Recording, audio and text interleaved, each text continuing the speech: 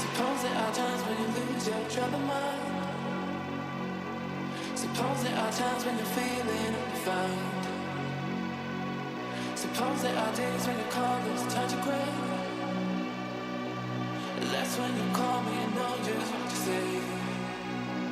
We go out and on the night. We jump and touch the light.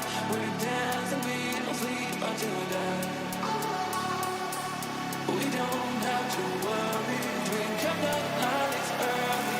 Keep dancing, dancing, just running right.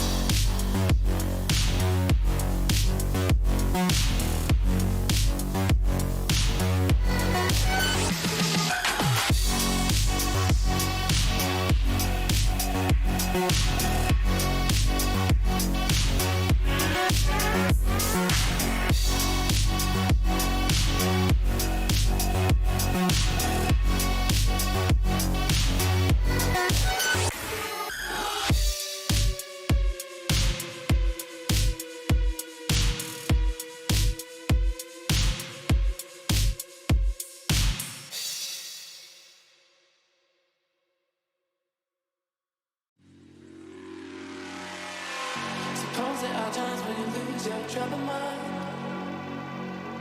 Suppose there are times when you're feeling undefined. Suppose there are days when your call is a touch of gray. That's when you call me and know just what to say.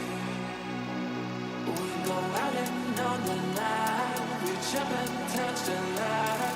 We dance and we don't sleep until we die.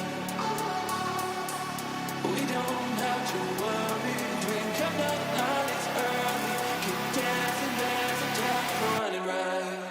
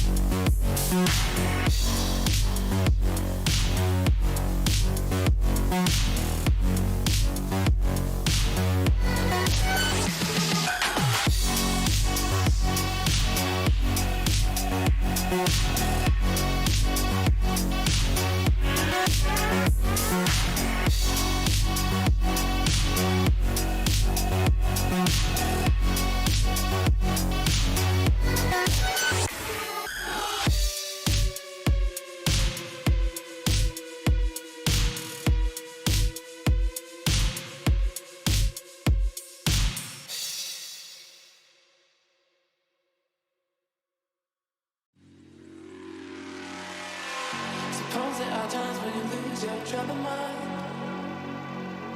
Suppose there are times when you're feeling undefined.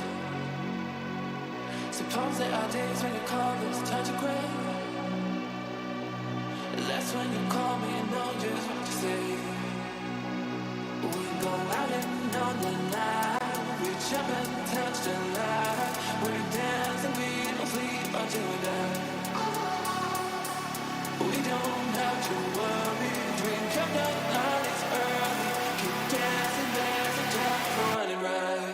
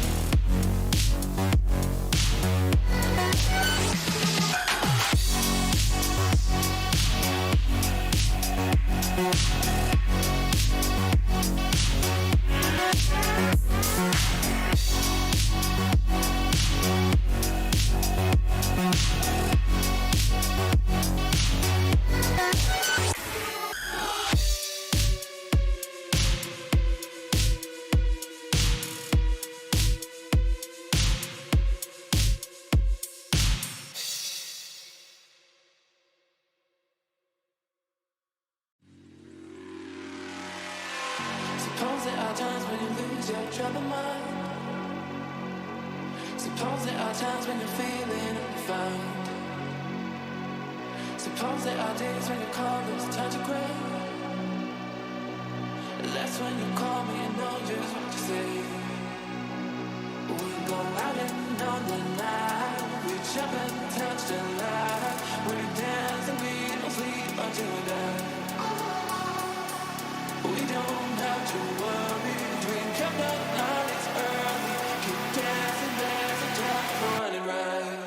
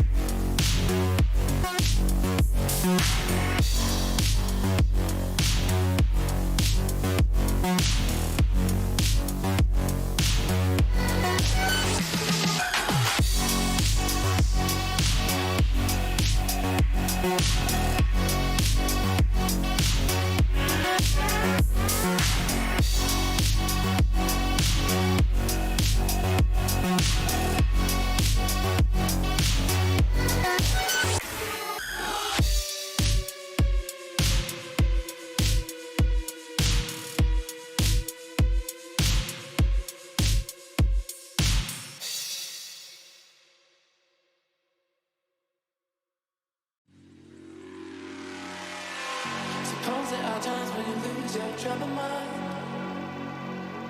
Suppose there are times when you're feeling undefined. Suppose there are days when your colors touch the ground. That's when you call me and know just what to say. We go out and on the night. We jump and touch the light. We dance and we don't sleep until we die. We don't have to worry. Drink up the night, it's early. Keep dancing, there's a time for running right.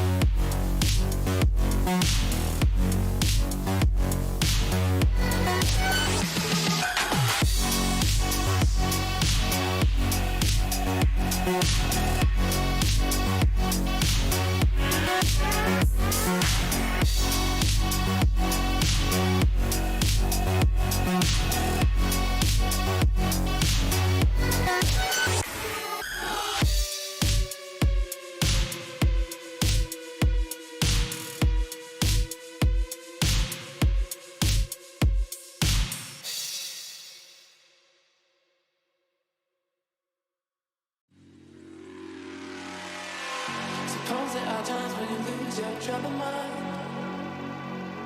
Suppose there are times when you're feeling undefined. Suppose there are days when your colors touch the ground. That's when you call me and know just what to say. We go out and on the night. We jump and touch the light. We dance and we don't sleep until we die. We don't have to worry. Drink up the night, it's early.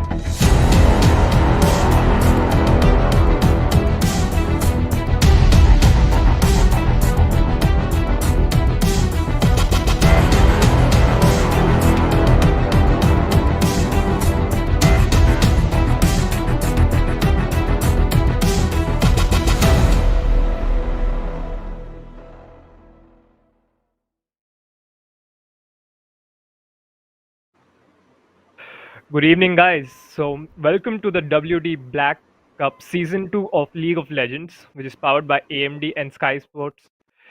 And we had a tournament for the past 3 weeks in which over 64 teams had an intense battle to get to the semi-final stage, that is today. And we'll battle it out today in a best of three series to have a shot at the prize pool in the finals, which will be held tomorrow. I am Fireball, casting this game along with me will be Kaka.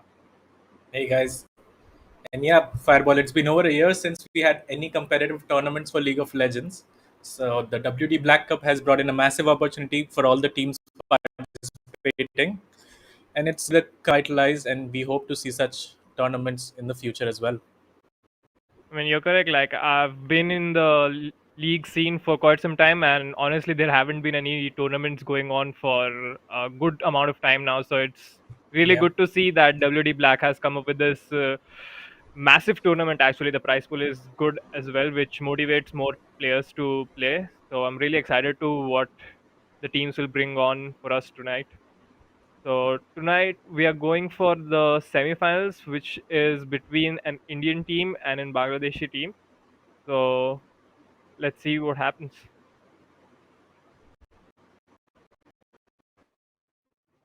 And the name of the teams are Temple of Kings and it's Phoenix. what the other 18X. Yes. So both of these teams have been doing really good in the group stages. They have had very decisive victories, and both of them teams have players which have been pretty known for quite a long amount of time in the league scene, at least in South Asian tournaments. So let's see. Yeah.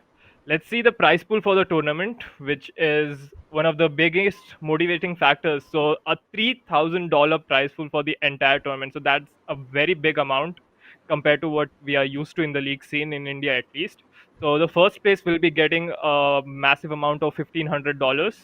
The second place will be getting $750, and third and fourth will share a prize of $300. And we have an extra prize, which is the MVP of the tournament for about $150. So, Kaka, what are your opinions on this good prize pool?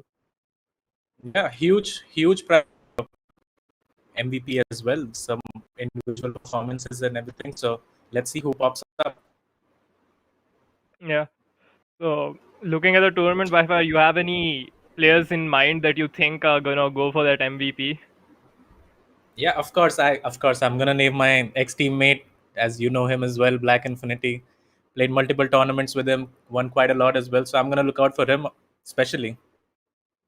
Yeah, I think I would have named Black Infinity as well. A very versatile player, has been grinding ranked for some time now. Got to Grandmaster this season, and he plays a good top lane. He's playing top lane for his team right now, but he plays really good jungle as well. So he has very good mechanics, and I think he's a favorite. But saying that, rest of the players they've reached to this point, so all of them are really good as well. So known players in the scene like Katrina Bot, Dead Corporal, and players from TEO as well. So let's see. And don't forget Rusty Panda. Yep, Rusty Panda has been challenger in the. He has a beast blitzcrank if you remember from previous Yes, tournaments. sir. So looking forward to the game right now.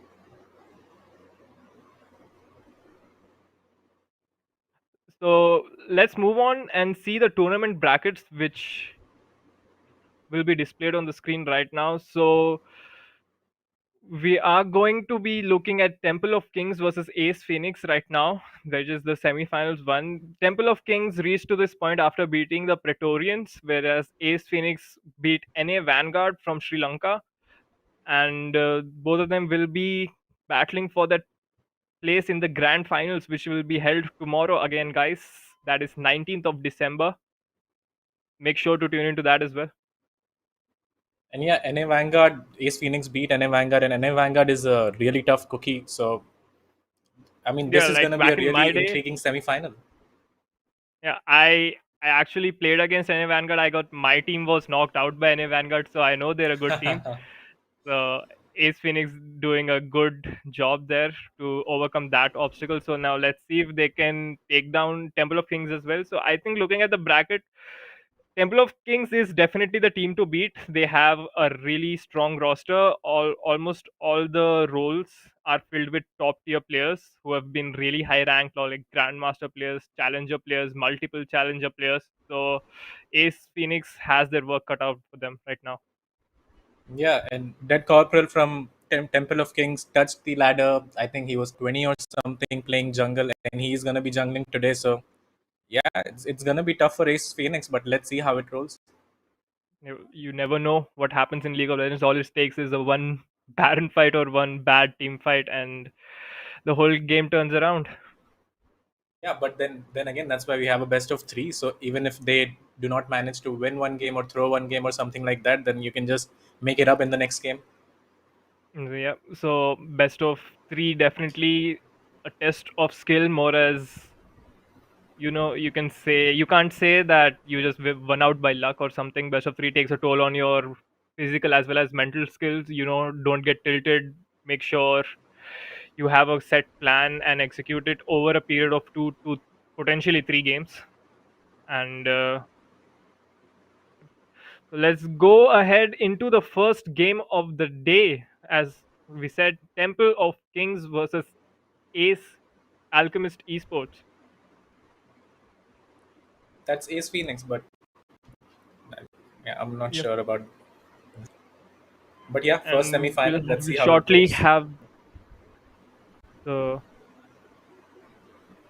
we'll get into the lobby real soon, and that'll be followed by the pick and ban phase.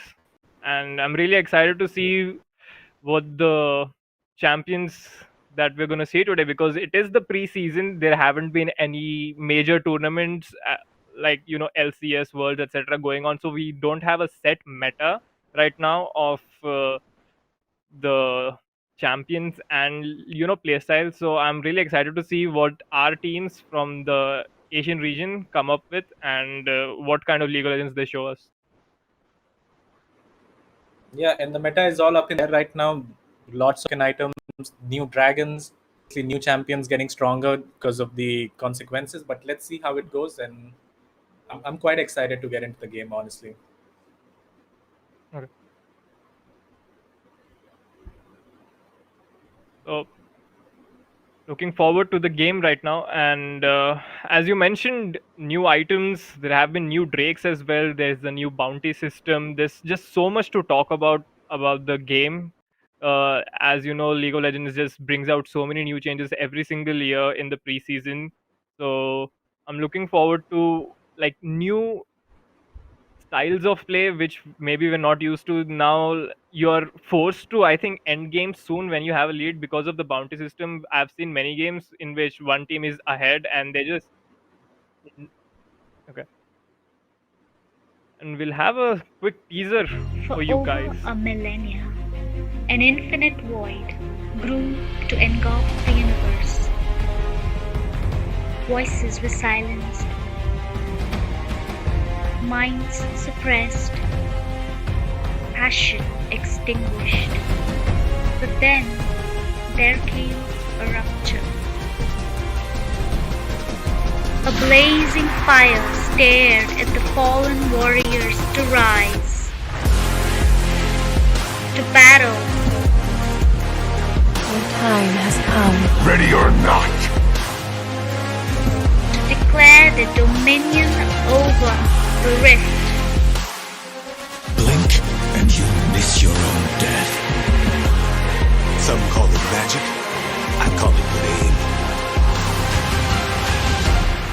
Legends awakening.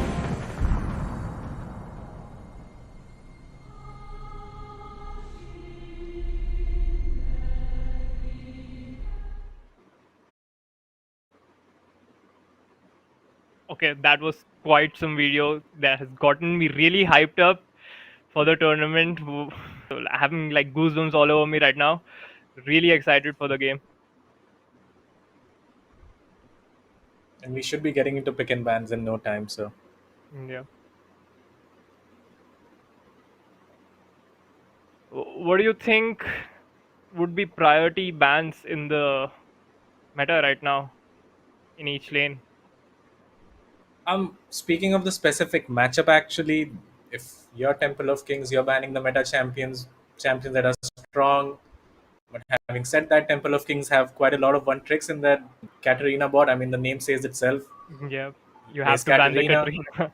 Yeah, Rusty Panda has been known for his Blitzcrank for the last 6-7 years, in fact. So yeah, I'm gonna look for Blitzcrank ban and Katarina ban and maybe Dead Corporal because he plays Elise and Lee Sin to quite a Yep, high level. he's So maybe he he's gets been banned out playing as at well. least to get challenger this season as well. So I think yeah, Temple of Kings might be looking to ban more of the champions that they don't want to face, whereas Ace Wings might be looking to ban champions that the other team plays a lot. So it's more like they Yeah, have to target exactly. ban Temple of Kings more.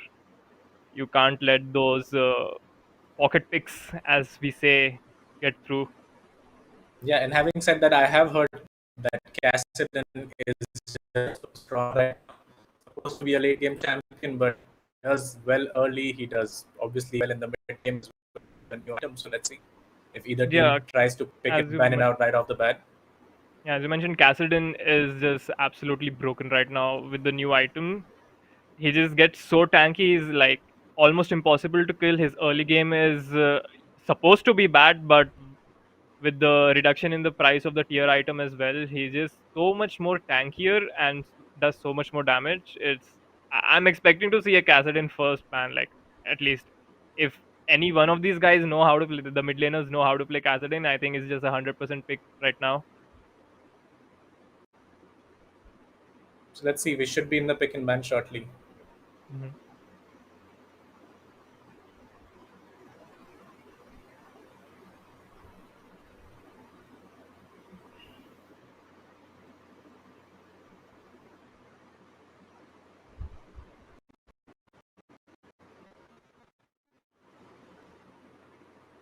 Mm,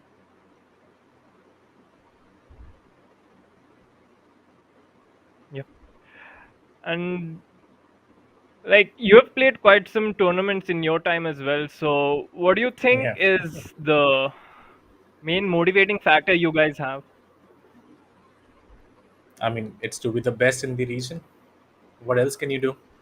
Having said that, we have obviously grinded quite a lot of tournaments out. I have won quite a lot as well. Hmm. So yeah, that and money of course, huge prize pool, $3,000. So, That like, that's a great motivating yeah, factor. that is not very common. Like, usually the tournaments we have had in the past. So, huge shout outs to WD Black for bringing up this tournament to, let's say reinvigorate the league passion because League of Legends has been like simmering down quite a bit in the past few months to years in this region. But it's really nice to see that so many teams did show up and so many good players from before are still playing league to a very high level, and they've all come together in this tournament, and we are left with the four best teams right now.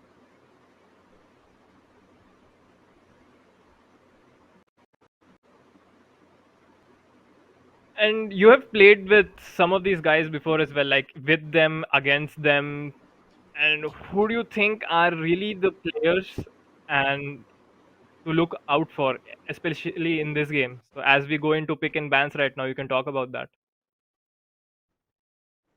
And if I'm Phoenix, I'm looking to target down Dead Corporal because he is so good at those before of his challenges. Hey, bad Katarina ban. I'm surprised that Okay, you're playing I'll against Katarina bot. Better ban. yeah, I hear you. I have some connectivity issues, I think. So I'm just gonna take over the pick and bans right now. So as we have guessed, Katrina is the first ban that's gonna come out. Just targeting Katrina bot right now.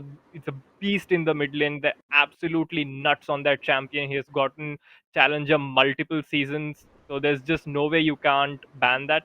And the Kiana as well, just targeting Katrina bot to not have any of his preferred champions. So really quick bans coming ahead. They banned the Elise from Dead Corporal as well, so he's been doing really good on that champion right now. Whereas from the side of Temple of Kings, they have banned out the Renekton. The Renekton is a pocket pick of RTO from Ace Phoenix, and they don't want to deal with the Graves as well. Graves generally a very strong champion and is a menace to deal with, so he's been banned out. Lulu will be taken out from the support pool as well. So I guess the support from Ace Phoenix is a really good Lulu, and as well as in general, Lulu's been a strong pick. So first pick will be the set from Ace Phoenix, a good champion, can be played in the top lane, can be flexed as a support as well sometimes. So in response to that, they first pick Samira. So haven't really seen a lot of Samira recently after she got nerfed quite a bit, but maybe they have a plan. So Samira, one of those aggressive kind of ADCs which benefit from engage support. So I guess yeah, there you go. There is your engage support. Samira and Leona, really strong bot lane that has been picked up from Temple of Kings. The Leona CC can be chained up with Samira's passive as well. And Ace Phoenix hovering Lee Sin right now. Very strong early game jungler. Requires good mechanics, of course. And if you know how to play this champ, he's gonna be a real menace. So Lee Sin is locked in. I'm excited to see the Lee Sin. Always a good time when the Lee Sin is being picked up. You love to see those insects and flashy plays, warthogs coming around. And those will be the first two picks from the Bangladeshi team, Ace Phoenix. And Jinx. Okay, so Jinx usually immobile, kind of risky to pick that into the Leona, but with good position and taking the cleanse summoner spell, I guess you can maneuver around the Leona in the lane. And outside the lane, of course, we know Jinx is a real hyper carry, so maybe a comfort pick as well. So one thing to notice is that Lulu has been banned out, so you won't have that Jinx Lulu kind of synergy hyper carry going on in the bot lane. But now we have a Poppy. So I am assuming the Poppy is gonna go to the top lane right now.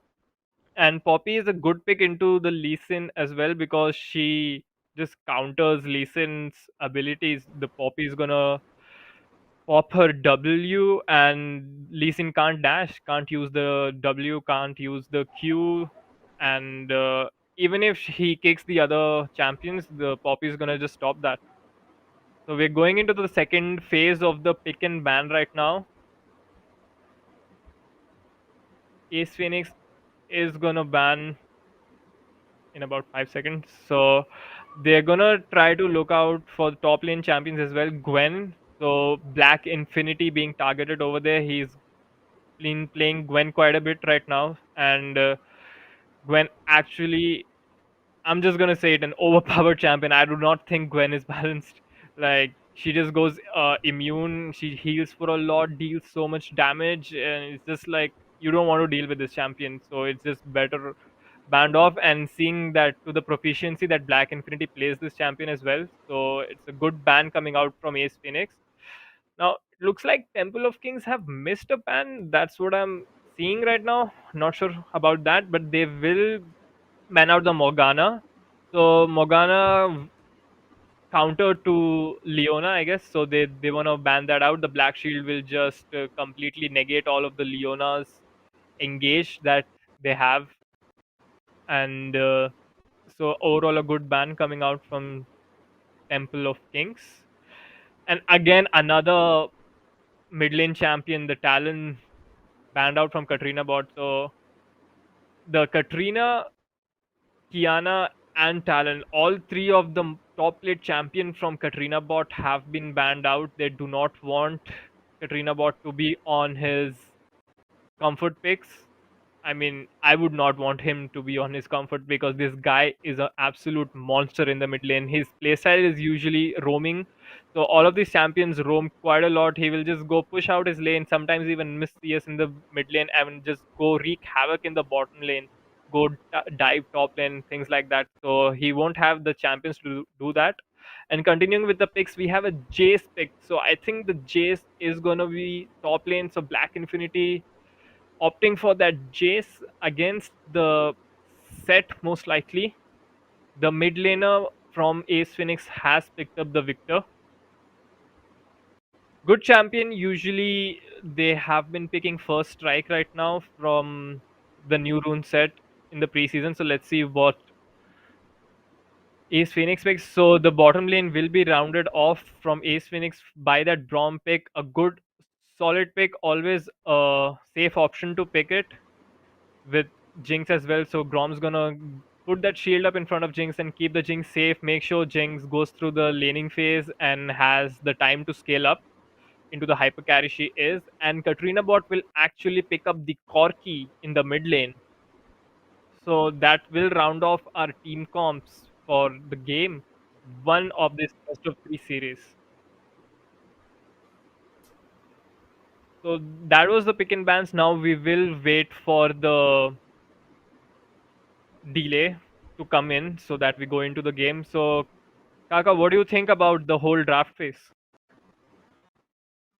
Sorry, I missed quite a lot of it actually. But having Uh, Corki I, last pick, Corki is absolutely busted right now with the new items and Jace as well. Jace is always strong in the early, gets the priority. Interestingly, they picked Poppy Jungle yeah, I against the think Lee so. Yeah, Sin to counter him specifically. yeah, So let's see how that one goes. And bot lane matchup, Kiana and Leona can just smash everyone.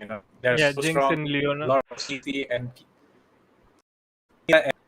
Samira is really strong with CC. As you are an ADC main, so you know how that goes.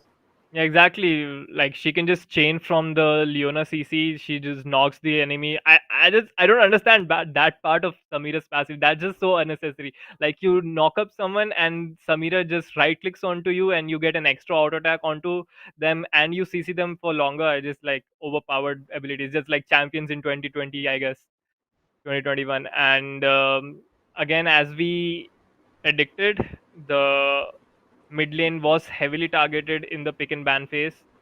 The Katarina bot champions have been put down. So he's been known to play Corki as well, although not as efficiently as uh, his Katrina or Kiana. So let's see what he does on that. I guess he's gonna take the Corki passive, the package, and try to roam again. That's his main play style. And as soon as we get into game, we can talk about the summoner spell choices and the runes that they have taken, and in the loading screen as well. I'm looking forward to Yeah, see and if the Katarina Victor bot has. loves to. Yeah, Can you hear me? yeah, I can.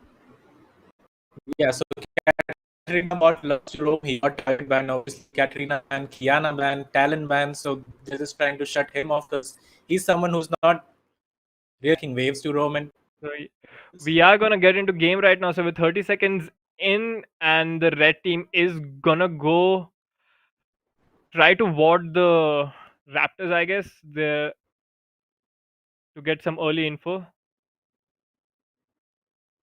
yeah, and no level 1 shenanigans. I mean, red team Temple of Kings did try to look for a pick or something, but couldn't find it. They are going into the mid lane. We could see a first blood here. Yeah, you see Sasi Baka, that is the Poppy starting the trinket actually. So usually what the blue team will do is go deep into the red side of the jungle of the red team and try to put on a ward to find the path of the jungler. So Sasi Baka successfully takes the trinket and clears out that ward as well, as we see from the one vision score he has.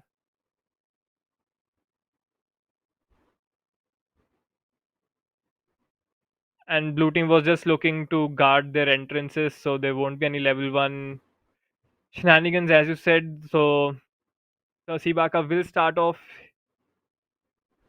his Yeah, and Black buff. Infinity has pulled off the wave in the top lane, and he is looking to create a slow push towards the top lane and maybe set up for a dive with the Poppy because it's really easy to dive the. I mean, it's not easy to dive the set who is running lethal tempo, but Jace is really Oh, there is strong so early game, so is Leona's Poppy. root will land, so but it's just a level 1 fight, so not a lot of damage actually traded, but it looks like Jinx ended up doing more damage to the Samira. As you mentioned in the top lane, so top lane had to leash, so Black Infinity did get that free time to pull that wave to get that management going on. So he gets level 2 quicker and just tries to zone off this set. Yeah, and getting back to the team comps as the bot lane hits level 2, both of them actually. Victor and Jinx with the Brom are so strong in the late game.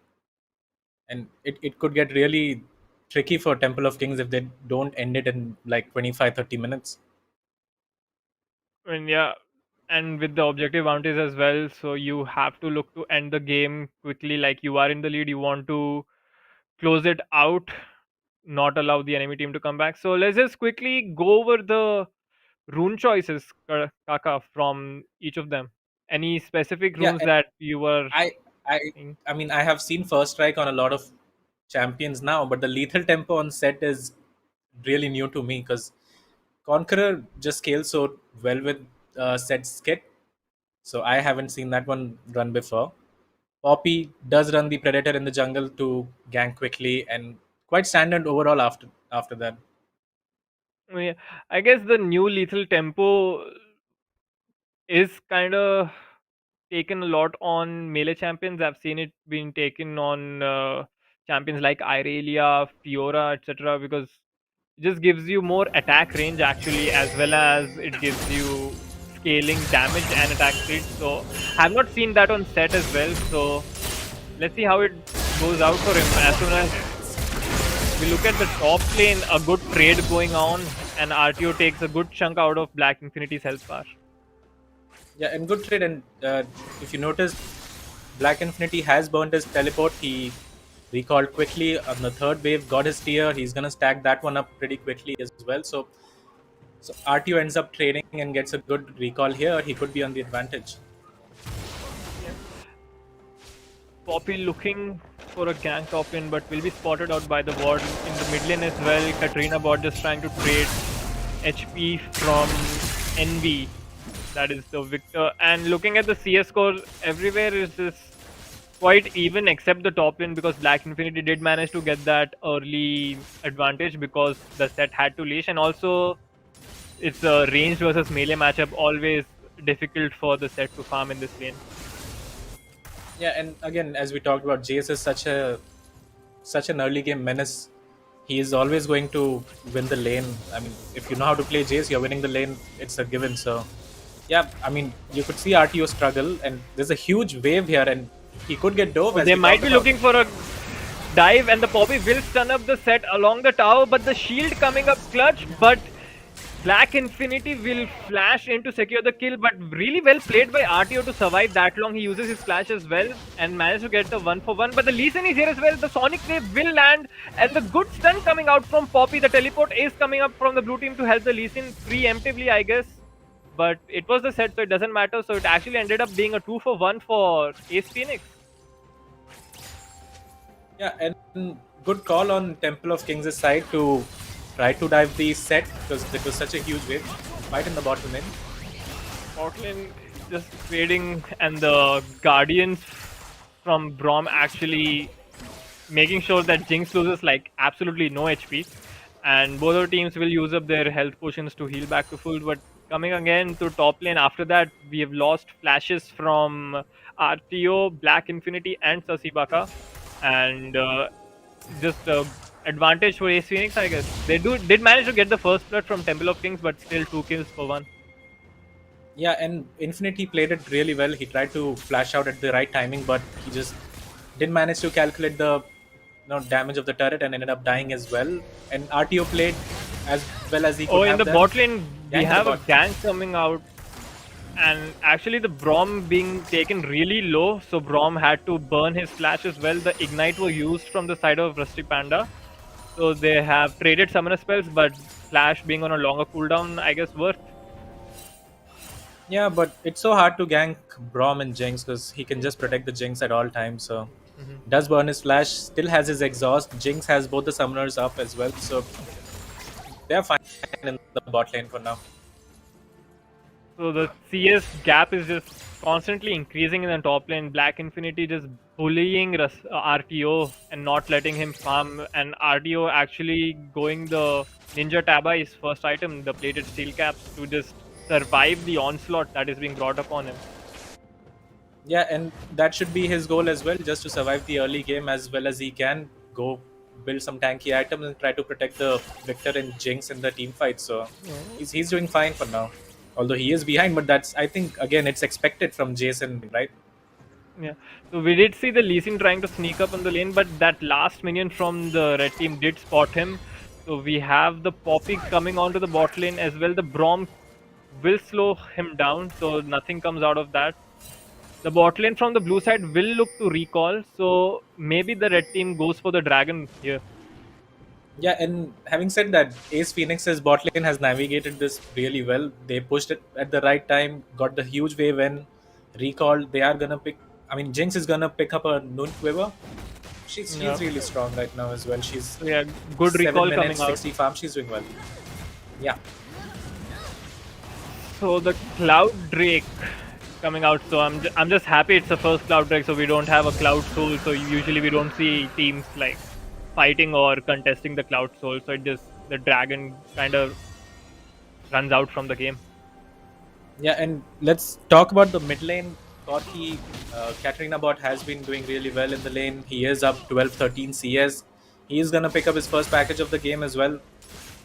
And look to roam, let's see. Infinity again trading It's lows. just going, but Lee Sin is here. Flash kick is going to connect. The Sonic Wave connects as well. The Black Infinity will go down. The teleport has come up, but it is too late. So I don't think Katrina bot is going to go in for that. So a good gank coming on from Insect. And they just Yeah, and take down. beautiful timing on that gank as well. Infinity did not have his flash. Lee Sin comes in, kick flashes him, and they get the kill for free. Yeah, Poppy is stuck between 3 people somehow and just managed to go down. So Sasiba, a big lapse of judgment. His top laner just went down and the mid laner was topside clearing the wave, and he just managed to try to take the crab. So bad decision coming out from Sasibaka right there. So that might result in a Rift Herald for the blue team.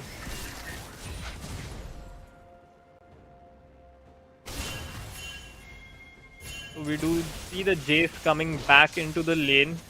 Has managed to pick up the Vampiric Scepter, so slowly building towards that Eclipse. Now suddenly the set is 3-1-0 with a 300 gold bounty on his head. So looking quite scary there. Lee Sin is doing really good, putting up early advantages for his team. And the Lee bot Sin lane has is been pretty- counter ganking pretty well. Yeah, pretty even in the bot side. So I would assume that Leona and Samira are looking to fight in lane. They want to get a few kills in. But Katrina bot taking a lot of damage. The Victor will use his ultimate and take him down to about 1/4 of his HP. He has to use all of his potions. Yeah, but it shouldn't be a worry for him. He can pick up the wave quite easily without any pressure and go back and get the package as well and look to roam. So he did also manage to end up using his teleport to try to save his top laner. So that is down for him. The Victor will have that teleport back up quicker. So maybe till the next dragon fight. and it's so annoying to play against a Victor who can just push the waves. Burns his flash. Yeah. So the Leona ultimate will connect. That will make sure the root connects onto him as well. Since Sasibaka will take down. So beautiful play coming out. The Predator is just so hard to avoid. You have to flash it out. So Victor did flash out, but the Leona ultimate was there to follow up on that. So kill picked up in the Yeah, mid and lane. Rusty Panda is known for his roaming supports. He likes to leave his lane whenever he can and try to get the advantage on the other sides of the map.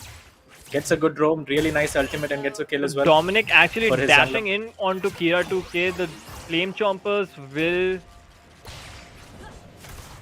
stop him in his tracks, but that was a really big wave to dive that into. I think if the Jinx fought that, Jinx might have won it. But Dominic is running the exhaust, didn't see that, so they don't have the heal, so have to keep that one in mind. Yeah, and Lee Sin in the mid lane looking for a gank here. But just gonna help his mid laner push the wave to get a I think nice they're reset. looking to put down the Rift Herald. Yeah, they did put down the result, they so do. the victor is gonna pick up those late gold money. Actually, he wasn't in the range to catch that Oh, uh, really? extra money for himself. Yeah, he wasn't. Oh, so that's rough. That's like easily like 320 gold if I'm not wrong for 2 plates. Yeah, I mean, So more it's money just for like the Lee more Sin, than but the one victor bill. could have really used it. Yeah. Anyway, the mid lane turret gets low. They might be looking to get that one as soon as they can. So about 13 minutes into the game right now, scores 4-2. Like there's slight gold lead if you even call that 400 gold right now for Ace Phoenix. Yeah, slight goal lead, but then again, they have a really great comp for the late game. So any little lead they have right now is gonna blow up quite well in the late game. Especially when you have a Jix and Victor, it's really hard for the Oh blue. yeah, definitely. I mean, red team. Looking at the comp, late game, Corki is not something to scoff at as well. Gets extremely strong after 3 items. And we all know Samira can just go in, get her ultimate 2 times in one team fight. But now we have 2 teleports coming in, so they might be looking to fight for this dragon. The set will catch on to the Leona. I'm not sure that was the target you wanted to go for. The Poppy will stop Lee Sin in his wave, but the kick will connect onto him. So big team fight coming on. Dominic gets his ultimate, and the set will go down. So a huge team fight coming near the Infernal Dragon, which ends up in being a 4-0. Yeah, and a huge throw from Ace Phoenix. I see no reason for them to fight this at all. You have the better comp, you get your first items, and then try to fight. But for some reason, RTO thought it was a good idea to TP in the middle of the river. Insect tries to insect someone, did get a good kick off, but they couldn't capitalize. So 4-0. It's a huge swing towards Temple of Even Kings. if they wanted to fight, the target selection was just so all over the place. RTO ended up ulting the Leona. I guess he wanted to get the splash damage from the extra HP, but I don't think Leona has that all like extra HP as of now to warrant that. Maybe he could have saved it to get one of the carries from Temple of Kings. Yeah, and Jinx right now doesn't have the damage to clean up the fights, so they do need to wait quite a bit, get to 2-3 items, and then team fight like that. But it was so forced from Ace Phoenix, and huge mistake. Yeah, I mean, they were in a perfect spot, as you mentioned. They could have just given the Drake even if they wanted to and just scale. Now, suddenly they find themselves in a 2000 gold disadvantage at 15 minutes. Yeah, and again, Katarina bot on this Corki is farming quite well. He has 4 kill participation. He's gonna be a happy customer right here.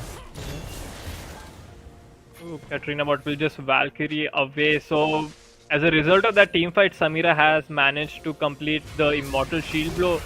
And Sasibaka might be caught off here, but a lot of damage coming onto Insect. The Jace will queue onto the set. The set will ultimate Sasibaka away. And I think RTO will go down, but there's a fight in the bot lane as well. The bot lane from the red team is diving. Kira 2K goes down, and the Samira just so strong at this point with the Immortal Shield Bow. So they do manage to get 2 kills, but Katrina bot almost going down the mid lane as well. So there's a fight going on all 3 lanes. So I think the top lane fight ended without any casualties. Yes, all 4 of them are alive, but in the bot lane they just brute force a tower dive and managed to kill both of them. Yeah, and it's quite scary when your bot lane goes down like that. The first turret of the game at top will go Envy down. will flash Samira's away from the Corki and unlucky, I guess. A flash coming on from Sasibaka is just... Sasibaka is all over the place right now. He is out for blood. He just pops his Predator and goes on hunting for champions. Yeah, and the game has just flipped on its head. 5 minutes ago, we had a quite an even game. You could even argue that Ace Phoenix was doing pretty well, but now they find themselves 1,000 just like that.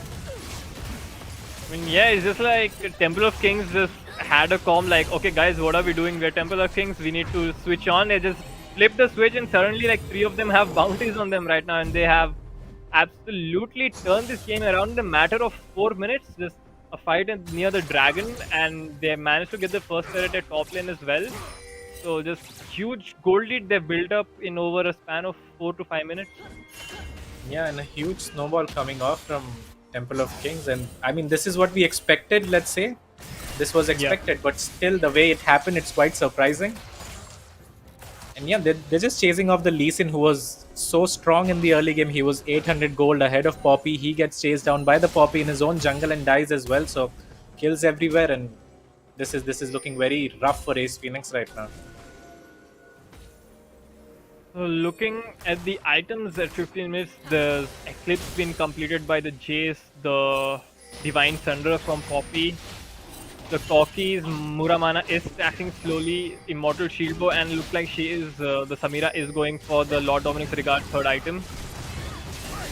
We might have a fight at the bot lane, but they do manage to back away. Braum not someone they want to engage on. And just on the counterparts, so mythic items have been completed all around the board. Yeah, and Jace is gonna finish up his Muramana as well. He's at 360 stacks. The tier is fully stacked, so whenever he decides to pick up that item, it's gonna be stacked as well. So he's gonna be really strong now. Sasi's Baka is having his way around the map right now. Oh my god, what are you supposed to do with that? They know the Jinx doesn't have the flash, so you just pop your Predator and just run her down. There's like not much you can do. But where was the Braum? He should be there to protect her from a turret dive. Look at this. Poppy ultimate, they're just bullying, but I think he bit off a little more than HU, or did he? He will end up surviving all of that, and the Samira ultimate just shredding down the Braum, and a good shock blast coming on from Black Infinity to take down the Braum in the backline, and the set will go down as well. So none of the red team champions do go down. So beautiful play coming out from Temple of Kings. The Victor is trying to do something right now, but the Leona route lands and they manage to take him down as well. So Jinx just respawned and looks like she's going back to the base. Oh, the last rocket. Yeah, and she got excited after getting one kill, but look at her HP again. Oh my god! Katrina bot gets the big one and manages to take down the Jinx like once again. So Temple of Kings just not holding back now, a 10,000 goal lead at 20 minutes. Yeah, in a matter of 7 minutes, this game has gone so wrong for Ace Phoenix. I don't see them coming back. And I mean, Temple of Kings will look to end this game by taking the Baron pretty soon. Yeah, I mean, the game was looking really promising early on. Yeah, and in the last 2 minutes, they lose 2 turrets and lots of kills as well. It's so one-sided now. Yeah, it was 4 kills to 2 kills in favor of Ace Phoenix now. And from that, they've gone from 1 to 14. So, absolute disaster. And the Samira, so fed in the mid game, is this. You can't go near the champion. She's not gonna die. And Faisal, that fight, Samira got exhausted when she ulted, and she almost killed like 3 of them alone. Like, now imagine that when she's not exhausted. Doing so much damage and. Yeah, this is a rough game now. And as we expect out of the Baron, wasting no time. I really don't see how the blue team can stop this. So they do get the vision, they know the Baron is going down. The Lee Sin will try to come ahead, but the Poppy is just gonna send him back. So that the Baron is secure. The Leona ultimately land on 2 people and they just disappear. The set disappeared into thin air like he's a Soraka or something. And the Braum goes down as well. A good snipe coming again from Katrina bot. So 2 for 0. Baron from Temple of Kings. So I think they can just run it down, get an inhibitor at least. Yeah, flash missile from Katrina bot absolutely destroys the Braum, and this game is pretty done. Yeah, the Victor ultimate is taking, but looks like they're not even trying to dodge that, they're just ignoring it. But good amount of damage is coming on from the laser. Rusty Panda dangerously low. Oh my god, the Lee Sin will flash and take for a Leona. I mean, they'll take everything they can at this point, I guess. So RTO is flashing ahead as well, trying to chase them down, but there's no way he's gonna close that gap. The Victor, the set will land his ultimate, but What next? You're throwing them away from your teammates and you're in a 1v4 now. So, Yeah, and not a good play. Ace Phoenix is getting desperate for kills now, and Yeah.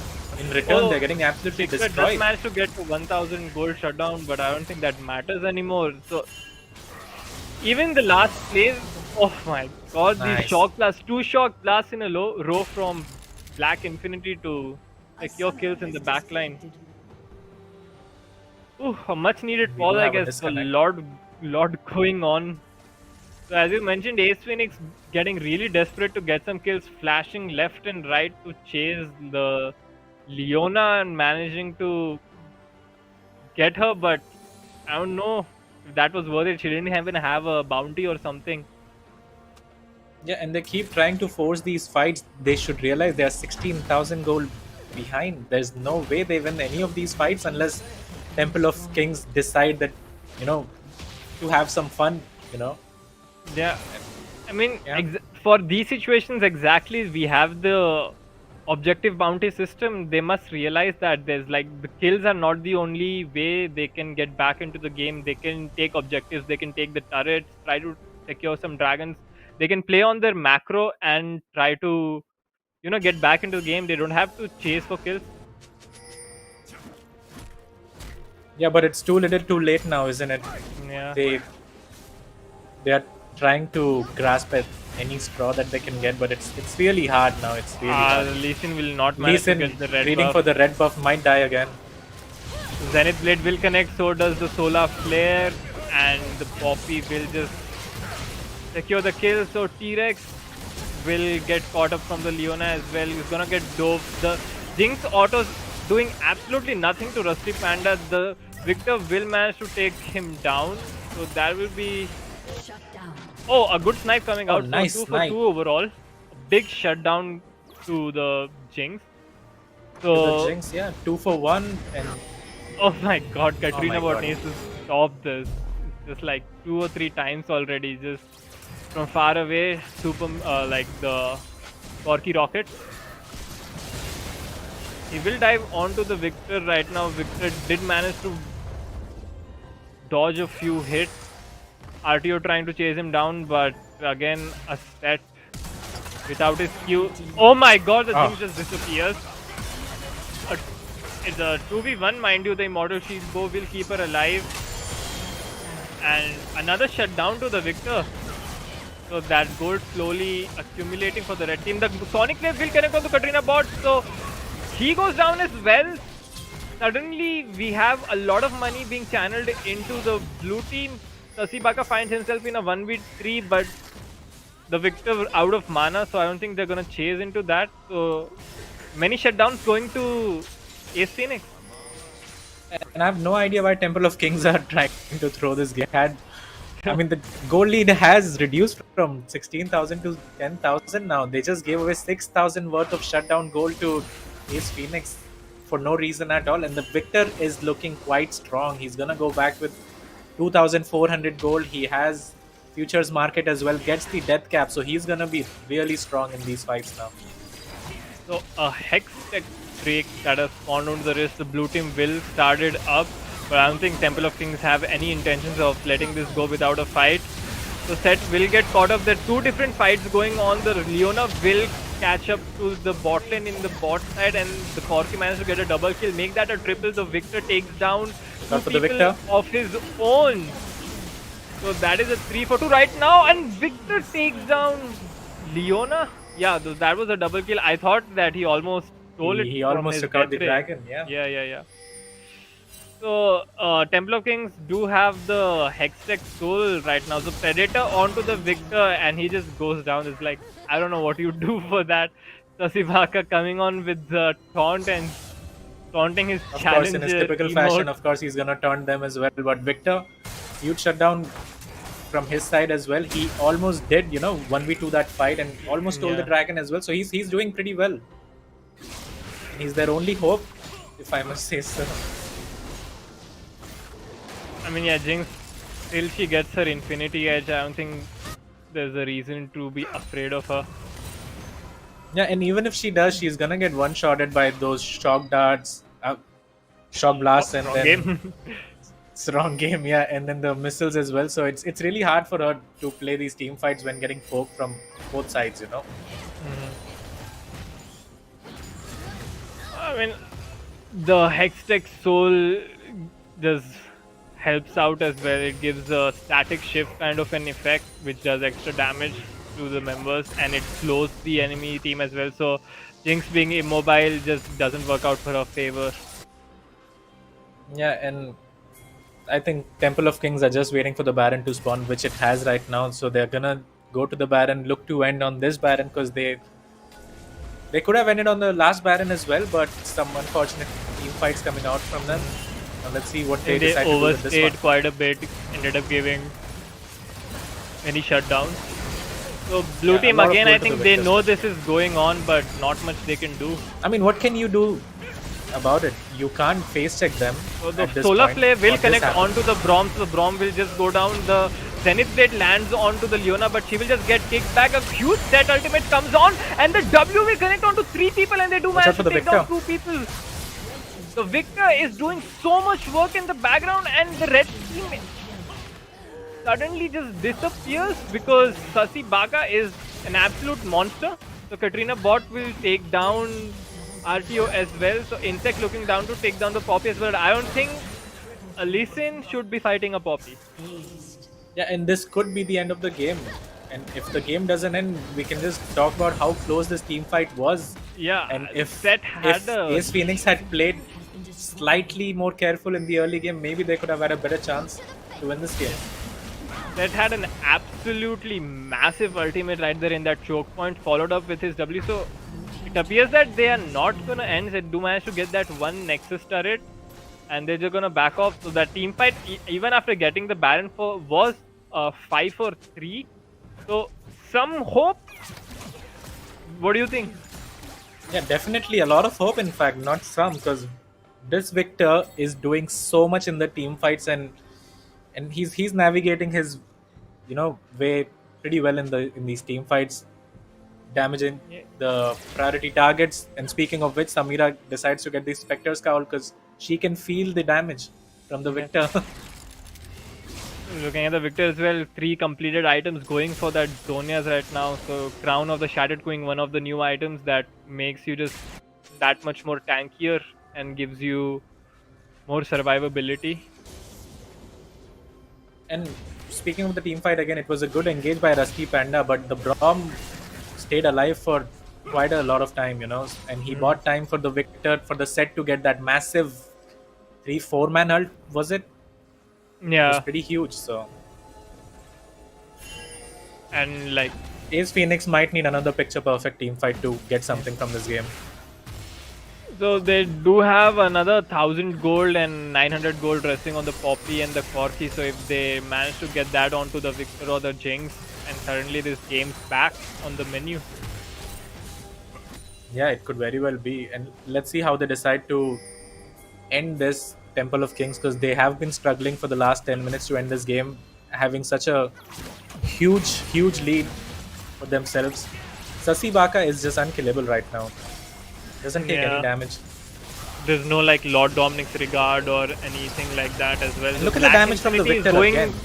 dangerously low. The Victor will use his Zonias, and the Jace actually does manage to go down. The Victor will get stunned up, but they do manage to take down 2 people in the bot lane as well. Katrina bot and Sasi Baka doing so much damage in the top lane. They're on to the Nexus turret right now. Rusty Panda is looking to stop the recalls. He did manage to stop them, so I think they are on to the Nexus right now. So Abrom alone now with the Corki and a Poppy. I don't know if you can stop that, my man. So good macro play coming out from Temple of Kings, and they just end the game. I think here.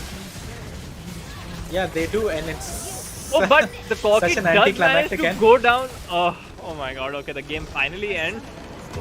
What do you think about all of that? It's such a clown fiesta. Bot lane dies. Victor just kills the Jace, and was it Katarina bot or Dominic? I think Dominic.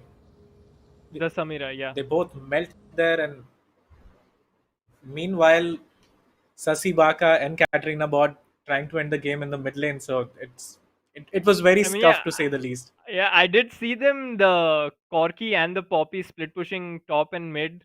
So I guess the just call was just go ape at bot lane, try to buy me some time, Yeah. and they just ran it down. They had only one turret to take down in terms of Nexus turrets, and they do that, and they just end the game. So I And was Rusty getting Panda, hyped up I mean, seeing the bot lane fight going on because the Victor did manage to take down Black Infinity and the Samira, but when I looked at the mini map and it's like they're destroying the Nexus somehow. and huge props to Leona as well. Cancelled sets TP, and then Mm. Victor was recalling as well, cancelled the recall as well. So he bought a lot of time for them to finish the game. Actually, that did happen. But what a game to start the series off with. So yeah, was looking really promising in the beginning for the blue team, but they managed to throw it. And as forgiving as I want to be, that's what they did by contesting that dragon where they were scaling pretty well. So that was the end of game one, and really Yeah, excited for and a lot of back and second forth game. as well. It has to be said, even with the lead from Temple of Kings.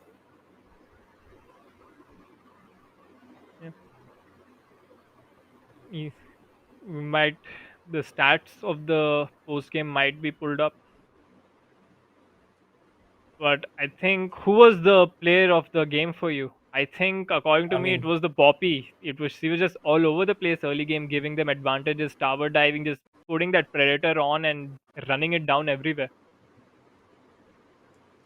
he did quite well early game, but for me it was the Corki 17-4. Got some really sick snipes in, as we could see from the missiles, Oh yeah. and ended the game, of course. So for me Hmm. it's gonna be the Corki, but Victor was really close as well. Even though he lost the game, he was pulling so much weight. He didn't have to. He shouldn't have to. I mean yeah, he would want to get some help from the Jinx as well. So the bot lane they did manage to die like solo without the help of a jungler in a 2v2 fight. They got dove actually. So Under that their own was turret. pretty rough. Yeah.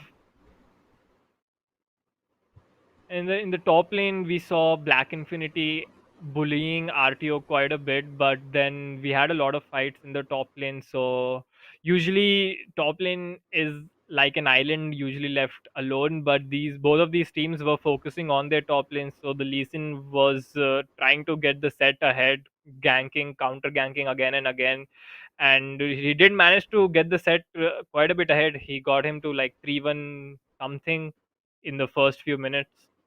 Yeah. So it's interesting to And see they put priority on the top lane. And I think Ace Phoenix will kick themselves for fighting for that second dragon when they had the lead on their carries and especially on their top laner, but they decided to fight and it ended up being 5-0. So that was a huge turning point in the game. Mhm. So And go even back to the after drawing that, boards. like Yeah, if even if they stopped after that, they might have brought it back. But then when Temple of Kings were pushing down the top lane, you remember the set and the Lee Sin just got so thirsty for kills. They're flashing left and right to get a Leona. They just want to get a few kills when they could have calmed down, told themselves, okay, we have objective bounties. We can try to do something. We don't have to go for kills. But they ended up dying one by one. And the Jinx actually died, respawned, and then just died again. So that was just a very big yeah, snowball of events going on. yeah. And I think it comes down to Ace Phoenix not realizing what they have in their team comp, which is a lot of wave clear in the Vector, in the Jinx. You can just wave clear for days. Hmm. And yeah, I mean that's what they should have done. That's what I feel. But of course, getting desperate for kills in the top lane did kind of throw off the game quite a lot. Actually, getting desperate to kill the Leona and Lee Sin just flash kicked the Leona Yeah, and died as well. That was so weird. like it's not even like Leona had a shutdown or anything, and even if she did shut down onto a Lee Sin of all people, so definitely some room to improve for Ace Phoenix, and I hope they clear out their comms, they reset their mental because they did show a lot of promise later on as well, even when they were 10, 12,000 gold behind. That one fight we had after the Baron when Set had a huge engage, they showed that they can team fight well when they are doing it. So if the game's like closer next time, I'm really excited to see, because I expect a lot of good quality League of Legends from both of these teams. Yeah, and Temple of Kings as well. I think they will go back, look at this game, and they'll be like, maybe we should have played it slowly, a bit slower, and then Mhm. ended on the first or second Baron. So yeah, lots of things to improve on for both the teams, but can't wait for the second game.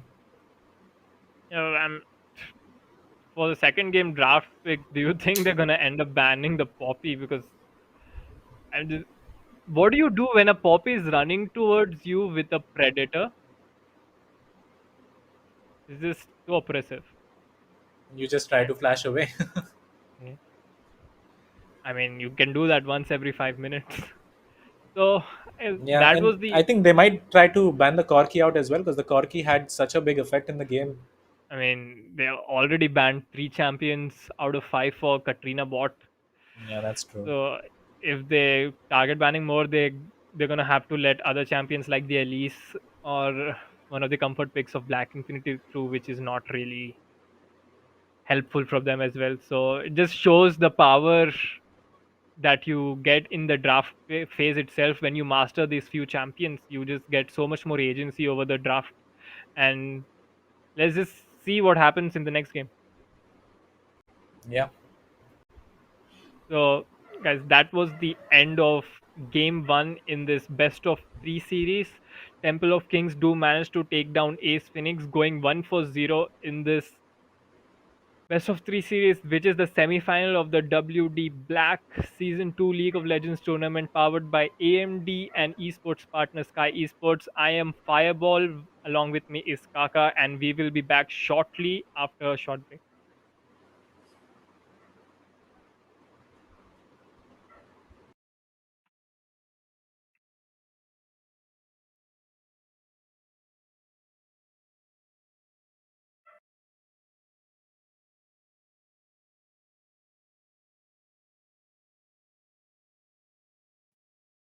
Okay. So, game two will game two will start about 20 to 25 minutes from now on. We are getting the scoreboard ready from game one. So we'll have a quick look onto the stats before we move on to the second game. There's just so much Yeah, and I'm to talk excited to about. see who dealt the most damage because the Victor, again, we keep talking about him, but he did so much in it. So he's going to be up there with the Corki, I feel. I think, but it's gonna be Corky and then the Samira, I think. Samira did quite a lot of damage as well, because when she just starts spinning around with her ultimate in the middle of team fights, she just does so much more damage. But you're right, the Victor did manage to do so much. You kind of feel bad for him as well. He was just carrying his team on his back for so long. He did all he could, but did Yeah, come up for short him, in it's the like end. one of those solo queue games where you're Oh, doing everything definitely, right and you still manage to lose. So definitely. he's obviously going to be feeling bad about that one, but he performed pretty well. So huge props to him Yeah, so might in a be, game that was so chaotic. yeah, boost to his confidence as well, that he is going up against Katrina bot, so one of the bigger names in League of Legends in South Asia, and he did manage to do so well. So might be a boost to his confidence. So next game he might be looking to do even more damage, maybe get some kills in lanes, try to roam for his own, who knows.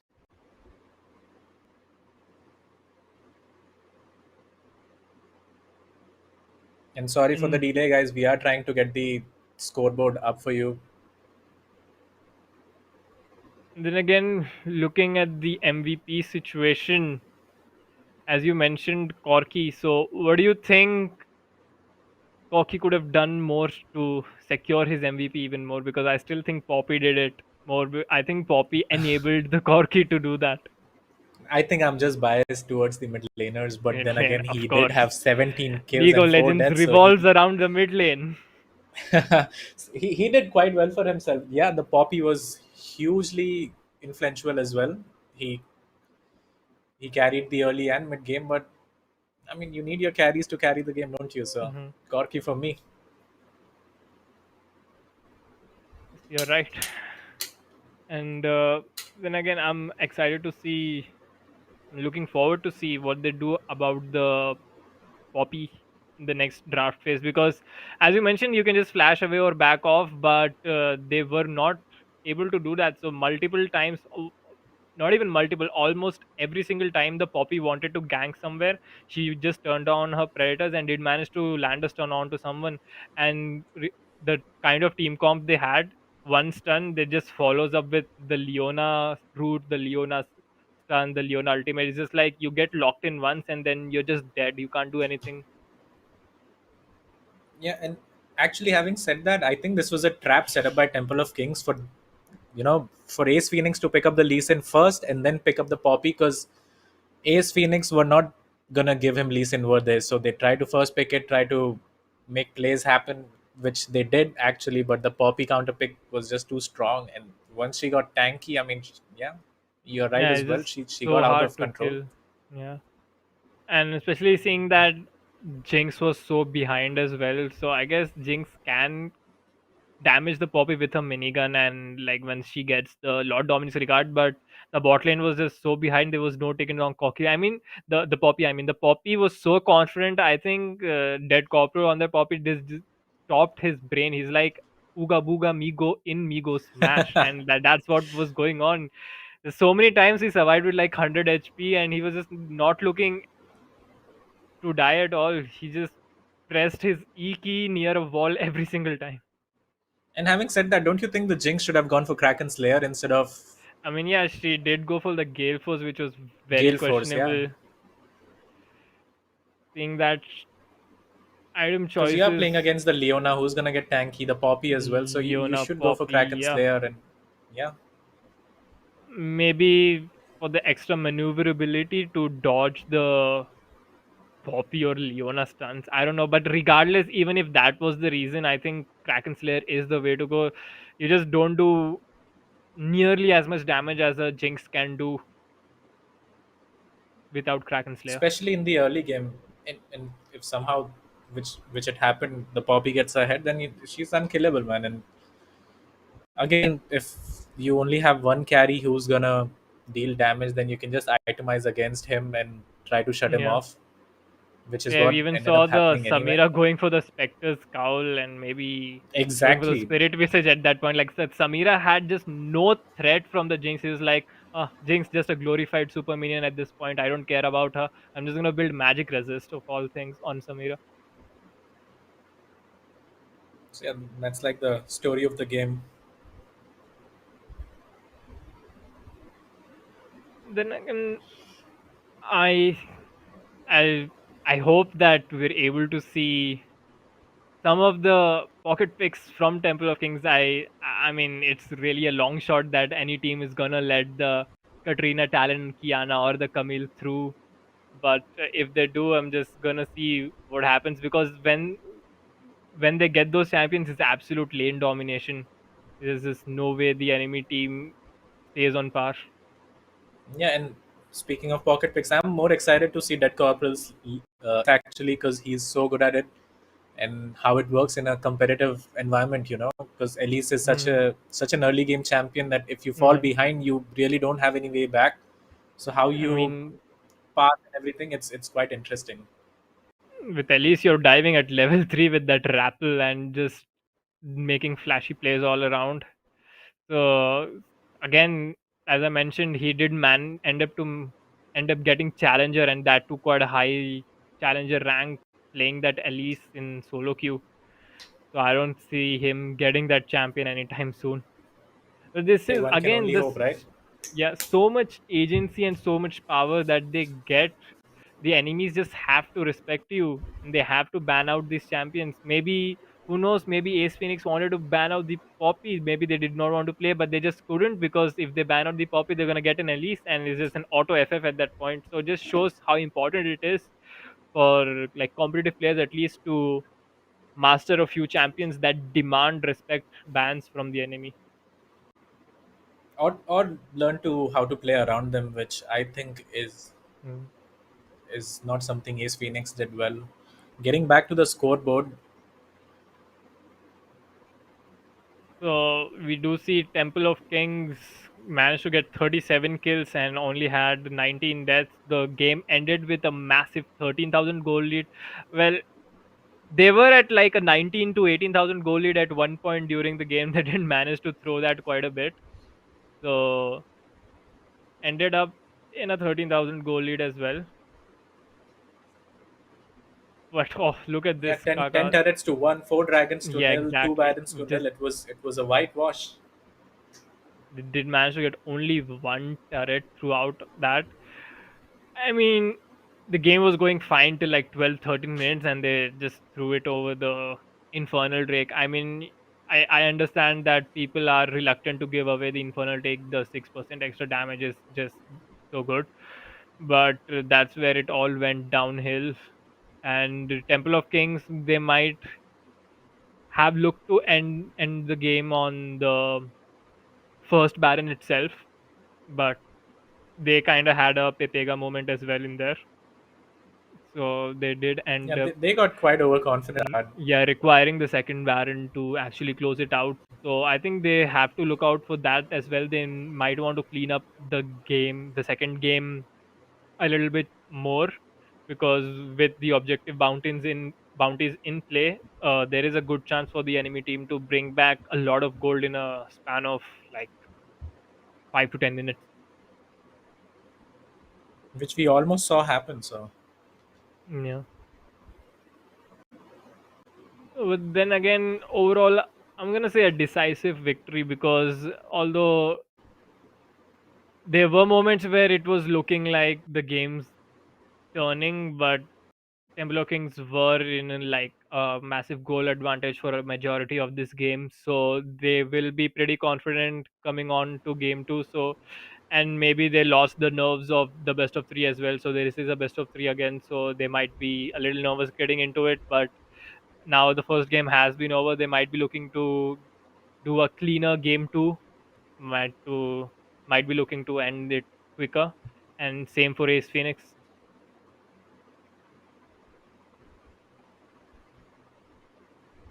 And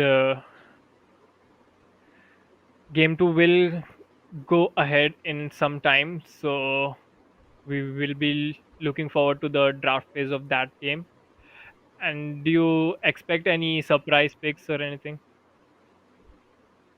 um, not sure actually. Let's see how that goes. Okay, guys, that will be it from the caster deck from me, Fireball, and Kaka. Please do stay in the stream. We will go to game two quite soon after a break. Again, this is a best of three in the WD Black Season 2 of League of Legends, which is powered by AMD and Skyesports. That is the esports partner for this tournament. Please stick around and stay tuned. Goodbye.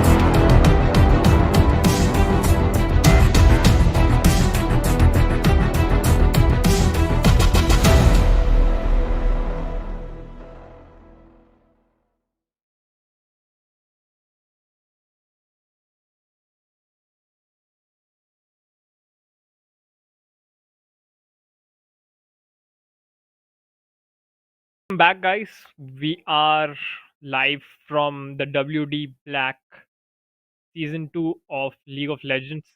Yeah, and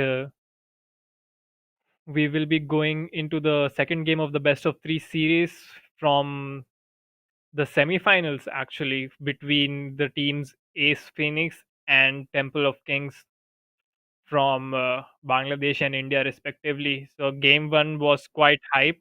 It was won by Temple of Kings in a quite decisive manner, and we will. I mean, yeah, it was close for like the first 12 minutes. By close, it was like even, yeah, but then one bad team fight and everything just falls apart. So I hope game two is a bit more cleaner than that, and we don't see like throws. And looking forward to this semifinal series. Yeah, So and if once Temple again, of best. Kings decide to play a bit cleaner, then it will be a really Mhm. short series, I Yeah, guess. yeah, and I mean, Ace Phoenix did show glimpses of good team fighting in there as well. Even when they were 10,000 gold behind, they did manage to get more kills than I would have expected. At least they were managing to get like 4 for 3s or 5 for 3s. So for Ace Phoenix as well, if they do polish out their early game, don't make rash decisions, don't chase for kills like they did, or like don't make harsh Baron or Dragon calls. They have the potential to beat Temple of Kings here as well. Yeah, and especially if they decide not to fight with a late game comp so early in the game, Hmm. they Yeah, might because they might things were still have a looking really chance, good you for know. them. Yeah, the Yeah, Jinx was they scaling, really the were. set was ahead. Victor, I mean, the Victor did so much anyway. Like, imagine if the Victor had a supporting cast around him, things would be really hard for Temple of Kings there. Let's see what happens The, in game two. We should be going into the pick and bans shortly. yeah.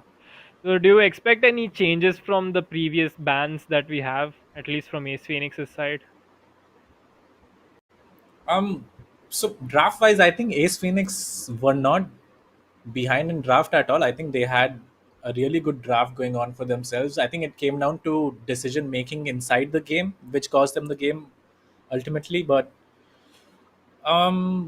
maybe you look to ban out the Poppy, as you said earlier. Maybe the Corki was a bit of a problem as well because of his poke, and picking so many immobile carries can always be difficult at playing against Leona and Samira as well. So Hmm. they could surely change a few things, but overall, I think the draft was not the problem. I mean, again, there's just so many things that you can change. I think I don't like at least three bans are just confirmed that you just cannot change: the Katrina, the Kiana, and the Elise. So, Ace Phoenix really just have like two bans to work around with. Maybe they can try to set up a trap as well by giving Katrina bot one of his champions and then countering him in the mid lane. That could be their way to victory as well. But right now, it looks like Yeah, they are too afraid to give him any of his champions. yeah. I mean, countering him in the mid lane works out in theory as well because, but the guy doesn't like he'll just leave mid lane. He won't care about mid. Yeah, Like he won't even care about CS. He'll have like 60 CS in 20 minutes, but he'll have 15 kills during that, and all 15 of them will be the poor ADC in the bot lane. Will be greeted with a Katrina ulting onto him like every 5 minutes. So it just comes down to playstyle as well. So it's just so difficult to deal with. yeah. I mean, why would you farm minions when you can farm the You champions can farm instead? champions, yeah. Especially that little Jinx Ah, in the life bot of an lane, so ADC. juicy. So we will be getting into the picks and bans for game two. So game match point actually for Temple of Kings. Kaka, take it away. Right off the bat, Katrina ban again, much expected. You can't afford to give him Katrina. At least of all the champions that he plays, you don't want to give him Katrina. RTO Hmm. again, Renekton top only. Renekton gets banned as well. So again, the one trick bans are heavy in this one. Yeah, we did see he put up a good performance on the set as well. So definitely do not want to give him his pocket pick. So then again, we expected this Elise being taken away from Dead Corporal. Yeah, I really wanted to see the Elise, but they really do not want to play against the Elise at all. So, and Lulu Ban, I couldn't talk about it last game, obviously, but this game again, Lulu Ban comes in. They don't want any enchanter to buff up that Jinx, the late game AD carry. So, and Lulu is one of the Mhm. best enchanters in the game. So they don't want anything to do with it. Just ban it out. Yeah. Till now, all the six bans have been the mirror image of the previous game, so nothing actually changed from the draft. But they are looking to take away, so they do actually take away the Corki from Katrina bot. Yeah, and it's a good pick, good first pick as well. You deny that off Katarina bot. Your mid laner did so well last game. Why don't you give him a try at one of these OP champions? So Corki first pick makes a lot of sense. So They the just Katrina bot is like, exchange the okay, mid laners. I'm yeah. You wanna take my champion? I'm gonna show you how to carry with Victor. So he will take up the Victor. So it's a mirror matchup from game one. The champions have been just swapped from different teams. So let's see how that works out. So second pick So yeah, coming up for same Temple of matchup in Kings. the mid lane, just different players this time around. Trying to better one another. And Caitlyn Oh, I second love pick. this. Caitlyn, my favorite champion in this game, and but picking a second kind of risky. She's immobile, and right now she's mostly like good early in the lane because of her range and good late, but she really does fall apart in the mid game as well. So she really needs to work on that. Yeah, But and I was just Morgana gonna speak taken away. about that Morgana because if you pick up Caitlyn so early, that Morgana has Yeah, to come yeah, in third. So exactly. they try to deny it with the Jinx pick again with the Morgana. Hard to gang that lane, but you Mhm. still are gonna get pressured quite a lot in the bot lane just because of that Caitlyn alone. She's so strong in the laning Yeah. phase. Especially with the lethal tempo as well, like as if Caitlyn needed more attack range. So if she manages to attack you 6 times, which she usually can, she'll just get more attack range and just bully you out of lane. So Jinx has to survive that lane, and a Nautilus picked into a Morgana. So if the timings of the black shields are right, I don't see how a Nautilus should be able to engage onto that Jinx. Yeah, and all like that sounds really risky to me because Nautilus gets countered by Morgana completely. I was hoping that he would pick the Karma and just look to dominate the lane, but that's Hmm. not Rusty Panda, is that? Because he loves to roam Yeah, with the champions that he gets. He engage just wants support. to leave the lane and pressure somewhere else. So it goes for the Nautilus. Set ban. They don't want to deal with that again.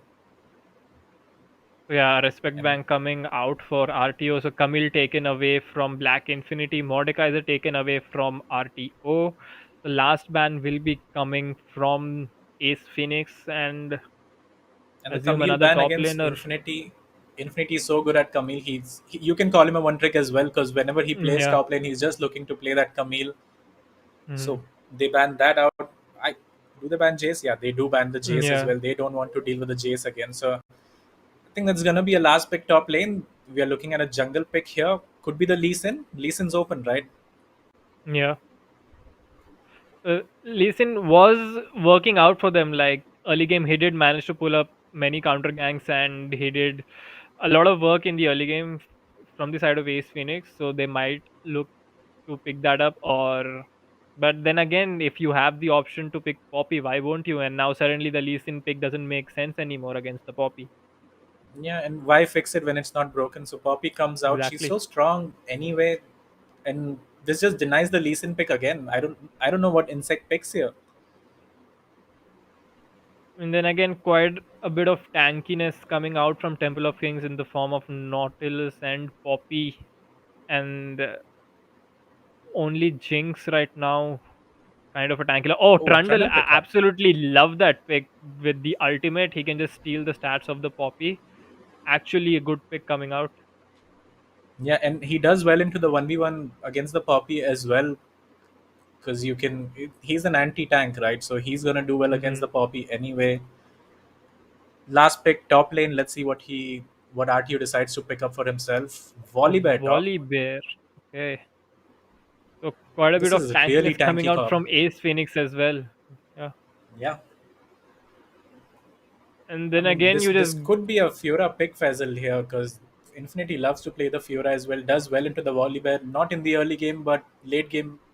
Okay, Gwen was But left open, so Gwen, yeah, last time it was banned away, but Gwen is open right now, so he might be looking to lock that in. He does lock that in. So we have rounded out the team compositions. What are your thoughts?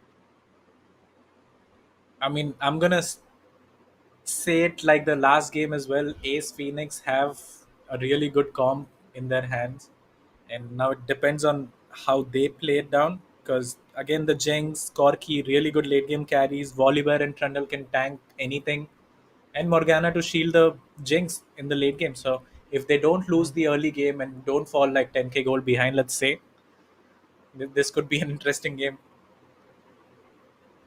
I mean, early game as well, not like many champions from Temple of Kings as well, like looking to dominate early game. The Gwen and the Caitlyn, the Victor, they all want to scale a bit as well. So I don't think Temple of Kings would be looking for that kind of aggression early on as well. But from the playstyle from last game, the Poppy would just press Predator and just run into every single lane. So what do you think is going to be the playstyle this time around, looking at their champions? Again, you don't really have to change it. She does have an option to go top lane mode this time around as well, because Gwen doesn't really have that much of mobility. She does have one mini dash, but with Volibear's point click stun, it can be a you know easy lane. Mm-hmm. I mean, I kind of mixed that up. Sorry, but it's a hard lane to gank. And bot lane Mm-hmm. playing against Morgana, it's gonna be hard for the Poppy to gank anywhere this game. Let's see how he does, because Corki has a dash as well. Trundle, you can't really fight 1v1 because it's gonna be Mm-hmm. a tricky game for the Poppy. So like that Trundle pick actually coming off clutch. I mean, like the Poppy is gonna get so tanky, but then the Trundle comes in, is presses one button, and suddenly all of her stats are his now. Yeah, and I did not expect him to pick the Trundle. It's surprising, but it's really shouldn't be because it's such a good counter pick into the Poppy.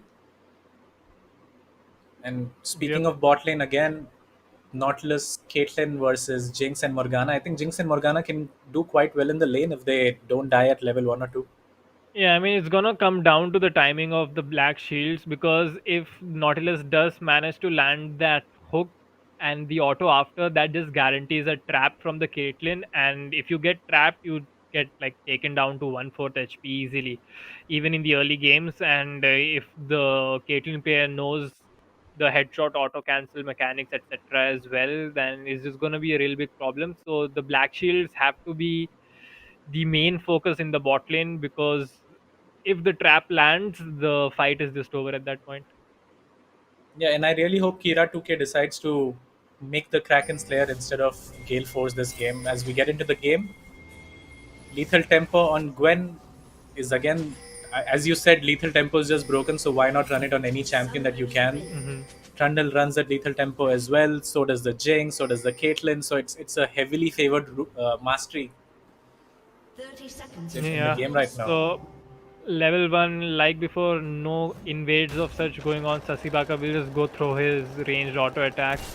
Might be looking to what Katrina about trading. Q feels the hook might come out. So hook will connect onto the Corki. Level one, the Corki taken down to 1/4 HP, but bravely holds on to his flash. Does not waste his flash away. So he will look to recall, and he will be back in time by minions Yeah, have and the minions I come too mean, late. I would have flashed there for sure, but the Yeah, Morgana was right behind with the Guardian, so they didn't really showing have a enough lot of damage to kill confidence her. here. Yeah, Poppy gets the ward and the blue buff, so he's gonna know where the Trundle starts and try to mirror it if she decides to fight him early, which I don't think he should. Gwen And does yeah, run the ignite, so he's gonna have a lot of 1v1 killing potential as well. Standard start if- overall. so Victor running the first strike as well might have made quite a bit of gold from the level one engagement as well. So he's looking to fill up his pockets and work towards that crown of the Shattered Queen, I assume. Both the ADCs actually starting the Doran's Blade, because I've seen many of them usually go for the long sword and 3 pots while taking cut down. So what usually happens is when you don't have the extra, okay, actually the hook lands onto Kira 2K right there, but both of them level 1. Rusty Panda actually takes more damage in that trade, so not a good hook there. But coming back to what I Yeah, was and saying, that's with why the cut down, Morgana's. Okay, sorry. yeah, with cut down, you do manage to get that buff early on without the Doran's Blade. Yeah, and bot lane hits level 2, instant respect shown by Kira 2K and Terex. They don't want to fight that. Speaking of the earlier engage from Nautilus, the Guardian comes in clutch again. She doesn't, the Jinx doesn't take any damage and they return quite a lot. Makes the Nautilus and Caitlyn burn the pot.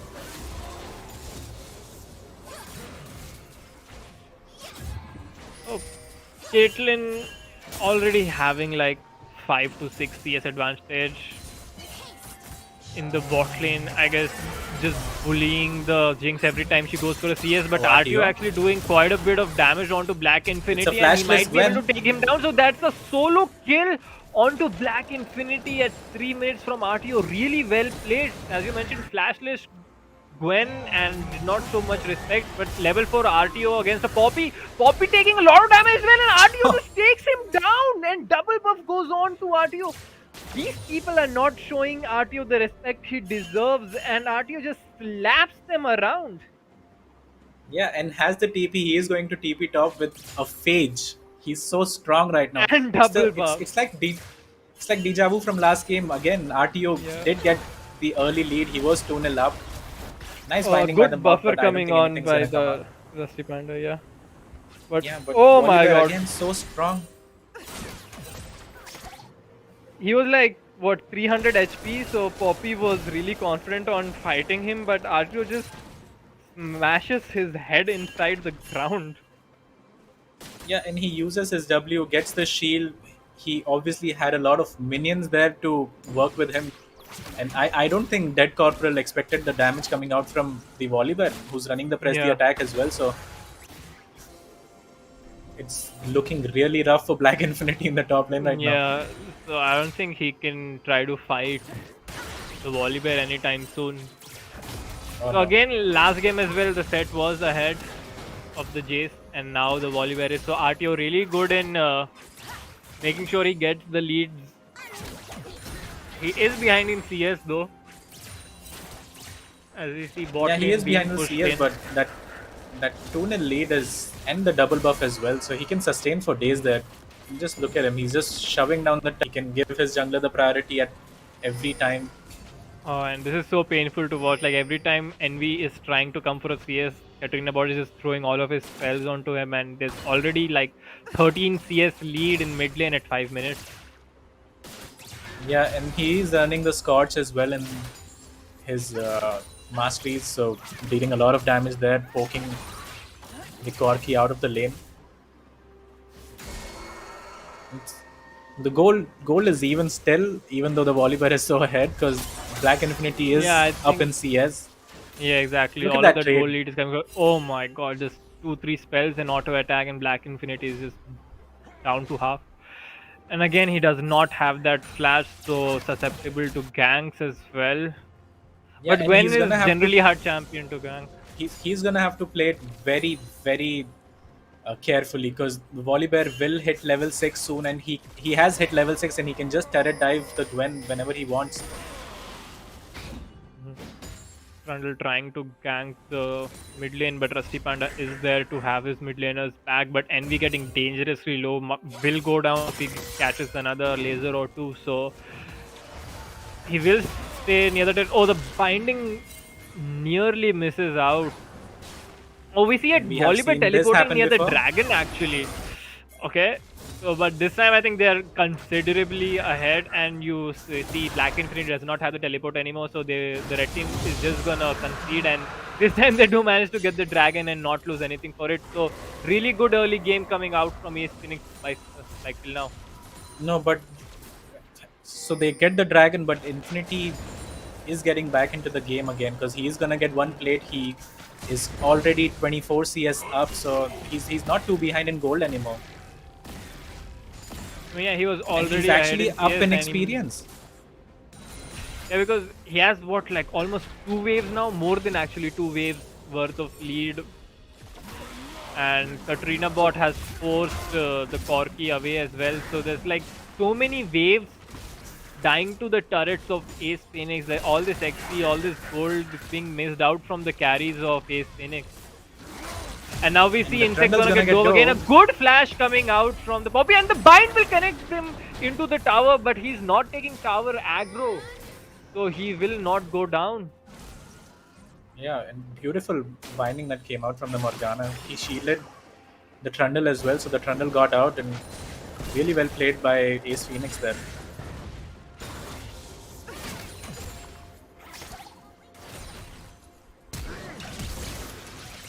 Oh, nice Flash timing hook on the will flash. be dodged from Kira 2K by the flash. A binding will land up beautifully countered by Kira 2K and T-Rex in the bot lane. So the W does connect from the Jinx, but Dominic will just run behind. And really well played there by the Jinx and the Morgana. Yeah, and this is what we talked about in the first game as well.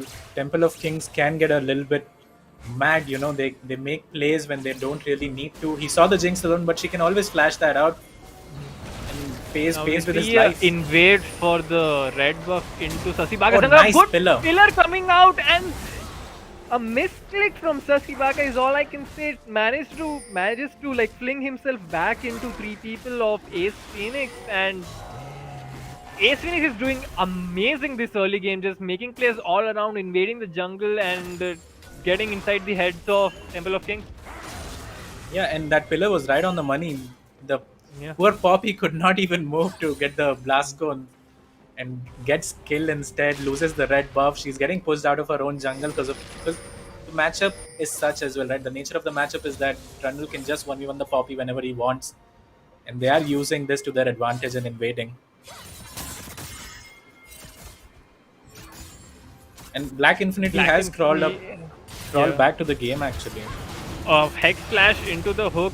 Black Shield timing was off, so T-Rex is going dangerously low. The Ignite was invested into that, but the Poppy not having enough damage to complete that kill. Yeah, and the Morgana survives, and they do burn the Ignite from Nautilus, so they are going to have a pretty nice bot lane, laning phase there now. Jinx hasn't fallen too behind, has an assist to her name as well, so she's doing pretty well, just like last game. I mean, I just And hope the let's Jinx see is how- actually building the Kraken Slayer this time and not the Gale No, Flux I again. hope so too as well. Because if she just puts Catbot herself doing really well in behind, the CS. yeah. Because just denying the Corki so much. Like every time Corki walks up, he manages to land a laser or two, manages to put the gravity Yeah, well, he and gets hit by the death ray every time he walks up, like just now, and he's in trouble in the mid game. He's getting controlled by the Victor pretty hard. Again, gets poked, falls down to the half HP. Morgana Let's trying see. to land the binding, but it will miss. And meanwhile, when all of this was happening, the fights in the bot lane and the mid lane, Trundle has picked up the Rift Herald, and he's looking to gank mid. Again, Oh, that pillar is actually, the beautiful troll again. pole is forcing a flash out of Katrina bot, so I think they can repeat that in a few minutes. Oh, but a beautiful hook lands up, but there is no follow-up. But looks like the Nautilus is trying to 1v2 them, Oh no, Trundle. and the Trundle just walks into the stun. But overall, none of the Yeah, walks into the members will go gravity down. field, gets stunned, but doesn't fall down. The Volibear Oh, is the here. Volibear and- ultimate will dive onto Katrina bot, and he does manage to take him down. Now he's finding himself in a 1v2 with the Gwen, and the Nautilus will flash away. The Black Shield coming in clutch from the Morgana and the exhaust to stop the Poppy, and he will get rooted up by the Jinx as well. So 2 for 0 coming on for Ace Phoenix right now. The chase is on, but they will escape, and beautifully played by Ace Phoenix once again. And Ace Phoenix is throwing their counter punches really well this game, just countering them all over the map. The Volibear walks down, actually doesn't even TP, kills the Victor who didn't have his flash up. And that Sasibaka Black Shield gets greedy, timing to dies stop again. the Poppy stun was just so clutch from T-Rex. Managed Yeah, to and take down 2 early Poppy dragons, as so well. this is gonna set them up for a really early Dragon Soul. Yeah, oh my god, this is shaping up to become a really, really good game right now. And we might just The have a Rift series in Herald our will hand go as down well. as well. Yeah, they will put that out in the bottom lane, try to take down the first turret, get all that extra gold onto the Jinx.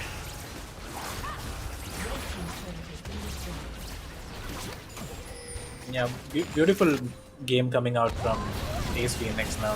They're Oh, the playing package really well. dive coming onto the Katrina right there. Katrina bot, I mean, but the Sasibaka is there to counter gank, and Corki getting a Yeah. little ahead of himself.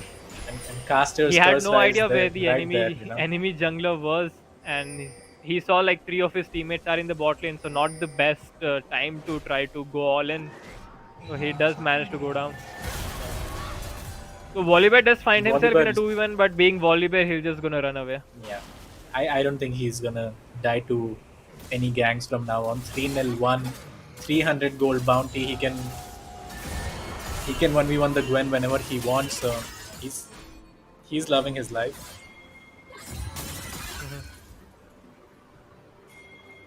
So the crown of the Shattered Queen has been finished from the victor, but oh my god, again the Jinx has gone for the Gale Force. So I don't know if this is a new meta in the preseason or what, because 2 games in a row can't be a mistake. Maybe he really wants to build that Gale Force, but I don't know what's the reasoning behind that. So let's see how that works out for him, because the Kraken Slayer would have helped in damaging the Poppy quite a bit more. Yeah, and you don't really understand why would he go for that again when you have a pocket Morgana Black Shield with you as well. You're not gonna get CC'd. You don't really need the extra mobility. As a Jinx, you're just looking to get that one kill, get excited And and then we just own the team fight. see the Volibear inside the jungle of Sasibaka again. He does actually manage to steal that red buff away from him once again. So 2 red buffs in a row going towards the side of Volibear. Yeah, and you can even say 3 because the first one he got the double buff, so he Yeah. has had all the red buffs in the game so far from the red side. But still that decision doesn't feel right to me. Like so many resources were put towards the Jinx, the Rift Herald, the first turret, and she manages to invest that in the form of a Gale Force. Like you see the gold as well. The Caitlyn is actually ahead in gold when compared to the Jinx because of the CS advantage. And they got the bot turret as well with all the plates, so she has yeah. been keeping up in terms of Yeah. plating gold. and Dominic farming CS. really well, like 140 CS in 15 minutes. 15 minutes, it's pretty good. That pillar is Poppy right on the getting money again. pillared again, forcing her to flash. I'm loving this Trundle pick so far. The Poppy was just bullying them left, right, and center last game, and now they just completely shut her down with this Trundle pick. The root will connect The onto Victor the mid gets lane, final. which will force the Flame Stompers on, rooting up 3 people there. But Insect getting dangerously low in the bottom side, finds himself cut off from rest of his team. But Sasibaka Insect there, 1v1 will flash out from the Victor's ultimate and manages to take him down. RTO wreaking absolute havoc on top of Katrina, but Jinx doing a lot of damage, and with the Gale Force in another auto attack will be just shy of getting that kill onto Rusty Panda. Rusty Panda's HP so low, oh my god, but ended up being 2-4-0 in favor of Ace Phoenix, and they do manage to get the mid turret as well. Yeah, and a really close team fight as well. The Trundle went down to 100-200 HP, but Black Infinity on the Gwen did not have his TP, so that was a 4v5, which I don't think Temple of Kings could have ever won. Now, like And 16 this minutes Trundle into the pick game, is coming out to be really, really helpful for them. Massive pick. Like 2000 gold lead for Ace Phoenix, 8 kills to 1. So you would expect a lot more of a gold deficit while being so far behind in kills, but Temple of Kings are managing to get those CS numbers consistently up, so they are keeping up in gold for the time being. Yeah, they are getting outfought, but they are doing pretty well in the macro, farming out well. They have taken the top turret, they have taken the bot turret. So they're keeping up in the gold, but still behind though. And especially against a Corki and Jinx and such a fed Volibear, it's gonna be really risky. The third dragon We already. might be looking for a dragon fight right now. So Black Infinity has teleported towards his bottom side. So the gold is quite even. So I think Temple of Kings can actually contest for this. When the dragon hasn't been started up yet. But Ace Phoenix have moved into the pit right now. So the Blastcon will be taken up. The Troll Pole will connect and Bobby gets stunned and instantly blown up.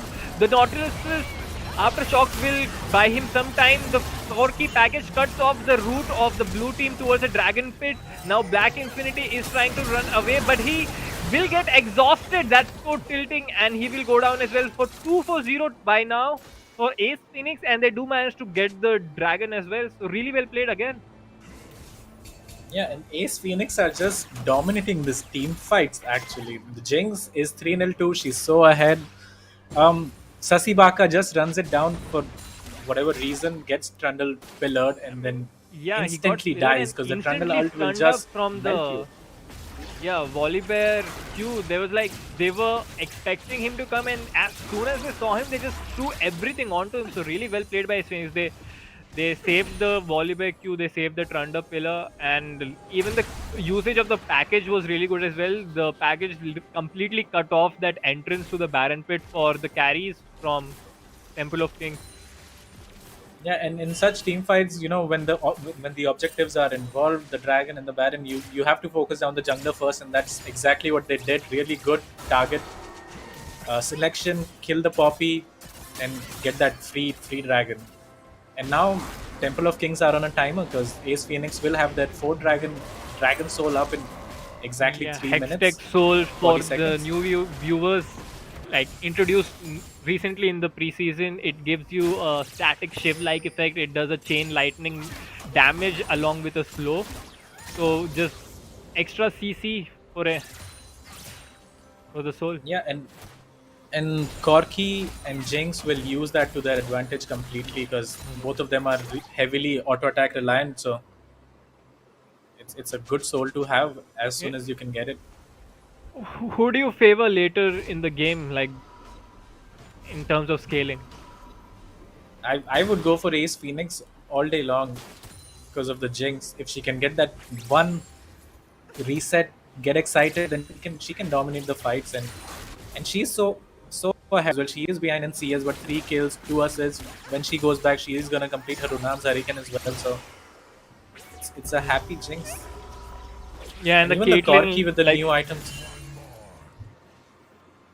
the Caitlyn will fall off compared to the Jinx as well because her kit isn't as strong, I guess. But the Victor will put on some work. But then I'm again a little afraid of who's gonna deal with the Poppy when she gets her Hornmail and stuff like that. Oh, easy answer. Trundle R will deal with that. You can just make her so weak and steal all her stats. I don't think she's gonna be a factor in these coming team fights because of the Trundle pick. So Temple of Kings have their work cut out for them. They have to clean up their fights and play it smartly. They can't just try to force anything right now, as the game is in a very delicate balance right now. Has disconnected. And it's just like the last game, but the roles have reversed. It's again down on the Victor, but this time Katarina Bot is the one piloting it. He has his mythic item completed, going for the Lich Bane, or what's the other item called? I forgot. But again, it's gonna be up to him to carry in these team fights. And once again, like last time, the Victor finds himself to be, I guess, the only person who is dealing respectable amounts of damage right now for his team. And this game, it's gonna be much easier for Ace Phoenix to itemize against AP damage because the Gwen is AP heavy, the Victor is AP heavy, Nautilus does some AP damage, and you can already see Negatron Cloak picked up by RTO on that Volibear. Trundle, Null Magic Mantle, he is going for some tanky item as well, some MR. So it's gonna be tough for the Victor to play the game. Yeah, but I think Volibear going for the force of nature. I think Force what you of build nature, from yeah. those items.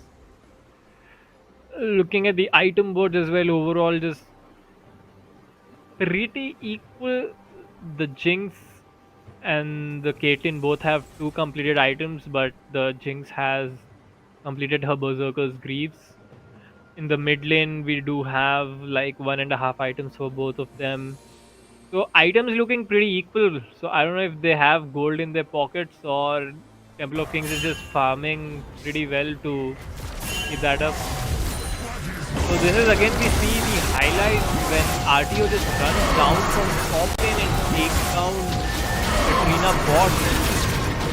And here look at the timing from the Black Shield. It's gonna be so clutch and the stun completely misses. The exhaust slows her down. The root will just manage to secure the kill. So that was like beautifully played right there. Again, Temple of Kings getting hit by bindings left and right.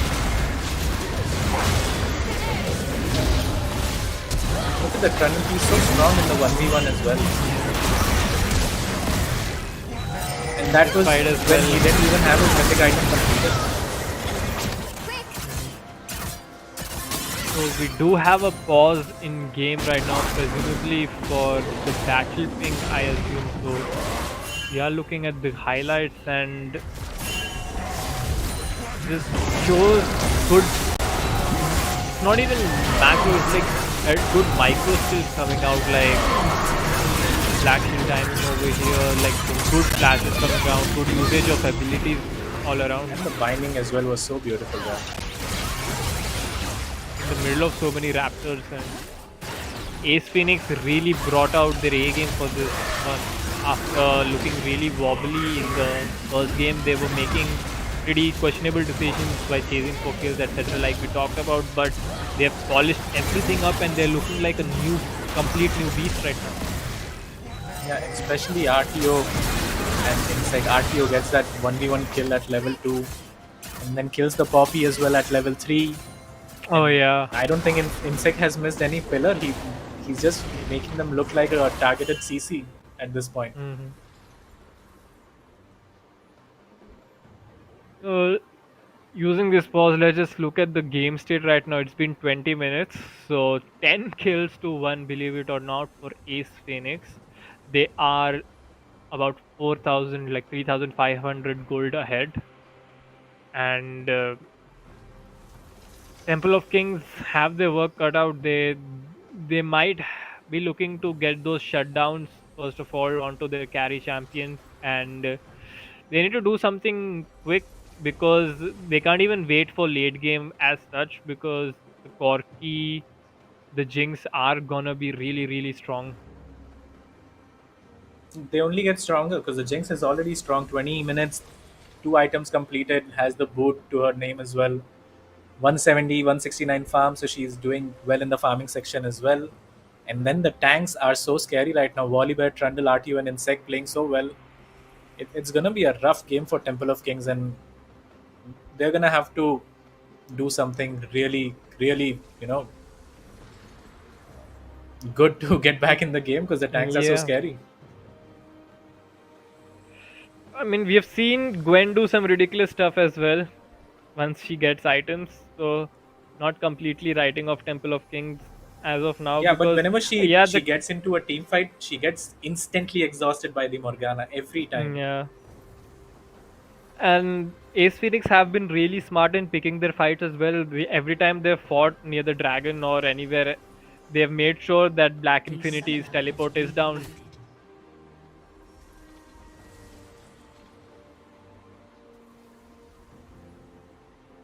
We will be getting back into the game shortly. The game has been resumed.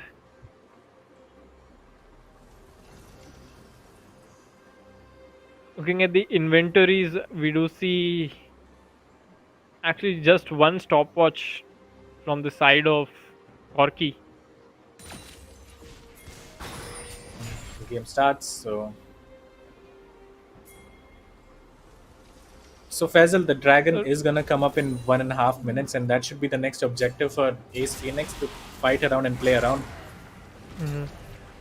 and that could Just well looking define to the clear game as vision well. here. Yeah, like a soul at 22-24 minutes. Gonna be pretty huge. Is gonna help secure the Baron as well later on. Natio has his TP up as well. He can just push up that top lane and look to TP. Infinity does not have his TP up, so I don't think he should be in the top lane at all. I think by the time Dragon spawns, Infinity's TP will be back. So right now looking for final recalls before the Dragon fight, because I don't think they can give up the soul without fighting for it. Without a The fight, Lord Dominic yeah. regard is completed for Caitlyn, and stopwatch picked up from Black Infinity for the next fight. And 25 seconds to break. It's gonna be a huge fight here, and whoever wins this fight can dictate the game. Oh Honestly. yeah, the victor is recalling about 20 seconds before the Dragon spawns. So blue team does actually put down the Rift Herald at mid lane, so they might be looking to escort that one a little ahead. Yeah, and all of Temple of Kings are in the mid lane, so this is gonna be a free dragon if they decide to pick it up. Yeah, I think the Rift Herald was timing out. That's why they just put it down, because that was a complete waste of a Herald. Didn't get even one charge, but it did manage to let them get first entry into the pit. The Poppy ult actually sends the Volibear out of the fight, but doesn't come out for anything. Oh, But so beautiful much binding. damage coming on from the rockets from the Jinx. Jinx gets her reset, and Kira 2K in the bot doing a lot of work. RTO will take down Sasi Baka. The stopwatch will keep the Corki alive. Katrina bot does manage to take down one. The Caitlyn doing a lot of damage from her auto attacks as well. But Instinct is staying alive for so long. But the Gwen is fighting two people in the bot side. The Caitlyn does manage to take down the Trundle, and the Dragon will complete the kill onto the Morgana. So it's a 4-4-4 at the end. Dominic and RTO alive. And the dragon does resets. reset. Yeah, but Dominic will be able to complete that, but a complete mess of a fight. Yeah, and which goes in favor of Temple of Kings actually, because Yeah, Infinity, definitely. who was 0-3 to start off this fight, went into the backline, killed the Jinx on his own, and that's why you couldn't see Jinx in the team fight at all, because off screen he was getting killed by Black Jinx Infinity, started so off the fight with her first kill. She got the reset, and then the Gwen just shut her down. And I don't think Jinx got enough heal. There was just the Morgana around her. The Trundle and the Nautilus, I mean the Volibear were busy killing Sasi Baka or someone. Yeah, and Black Infinity bought a lot of time as well for his team to clear up the fight, and Dominic eventually came on in the fight and killed whatever he could. Yeah, So, the Caitlyn and they get was the dragon as well. free auto attacking throughout that fight. So not very convincing start from the Ace Baron. Phoenix. Yeah, it was more of like 2 or 3 smaller fights instead of one big team fight. So the Yeah, Baron and is this is going looking down. rather desperate again from Ace Phoenix. Maybe they just They, want ki- to they lost the fight and Yeah. they're just looking to make amends for the last team fight. Feels like. I mean, look at the mid lane as well. They just give up the turret for nothing. And I think Temple of Kings can push up to the tier 2 turret as well, because they have cut out the wave, but the Jinx from her rocket just takes down the Poppy. Yeah, and Terex has Caitlyn been is on doing point a lot with of these work bindings. on the turret. So I think they can go for the Baron now, seeing the jungler is dead. But look at that, Temple of Kings are just running down mid lane. They know they are going for the Baron, so they will do as much damage as they can. They will end up getting the inhibitor. So Labs in Judgment. But I don't think from Ace Phoenix. I don't think it's a bad trade from Ace Phoenix if they do manage to get the Baron as well, because you can just buff up the minions and try to push mid lane. Having said that, can they do it? Because Insect might die doing it. He has to early smite. He does that to get some HP back. Now the team arrives and they will manage to complete that. So, I mean, Ace Phoenix still ahead in gold. Not the worst thing in the world that the mid lane inhib goes down, because they did manage to end up getting the Baron, and the Dragon is quite some time away from respawning as well. So it just ends up being more minions to kill for the carries in the mid lane, I guess. Yeah, and they will have their Baron buff as well when the dragon comes up. So it's not a bad call at all. Although it might have looked like it was, but they get the Baron, they remove that objective from the map. Now they can just chill out, farm up, get get more items onto their late game carries, and see how this game goes. Yeah, Jinx getting dangerously close to her infinity edge as well. She's already doing a lot of damage. Once she completes that, she's going to be an absolute problem for Temple of Kings. She just needs to get a lot of heal from the Trundle and Volibear, and I don't see how they lose the team fight. Yeah, and speaking of that Poppy pick, last game it worked because it was not a blind pick into the Lee Sin. This game they just decide to pick it blindly without Oh, the seeing Volibear anything. will Volibear actually just dive onto the rooted target. Victor. The ultimate will make sure the turret is not doing some damage, but the turret comes back and the Volibear goes down as well. But look at this Caitlyn getting to free auto from behind, and she will take down the Trundle. Now the Jinx finds herself inside the base. I don't know how she ended up there using the flash and heal. Does manage to take down the Poppy, but I don't think if that was worth it. So it ends up being a 3-for-2 in favor of Temple of Kings. yeah. And I mean, I Ace don't Phoenix, agree with that dive. I don't as well, because the dragon's coming up in less than a minute.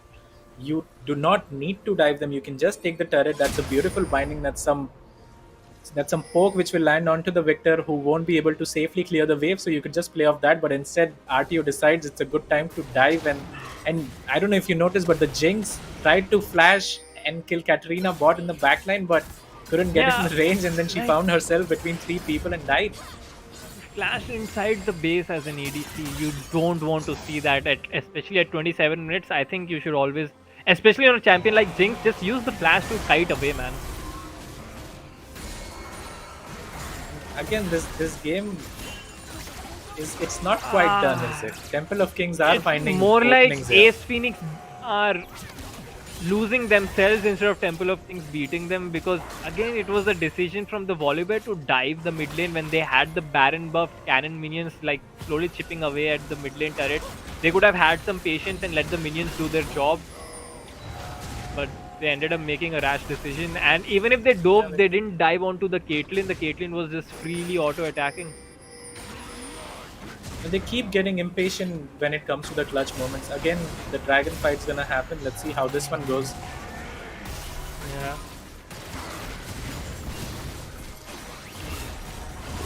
Good amount of poke actually coming on to Kira together. Volibear ult will be dodged away, and Volibear gonna flash away, try to survive, but he will go down in the end. The Corki packages in, but he does go down. Insect does take down Rusty Panda. Sasi Baka is doing a lot of work. Kira 2K goes down, and this is gonna be a complete wipe. Corki is alive though, but I don't think he can do much. And they're looking to end the game actually. They actually might, because Dominic's doing so well in these fights.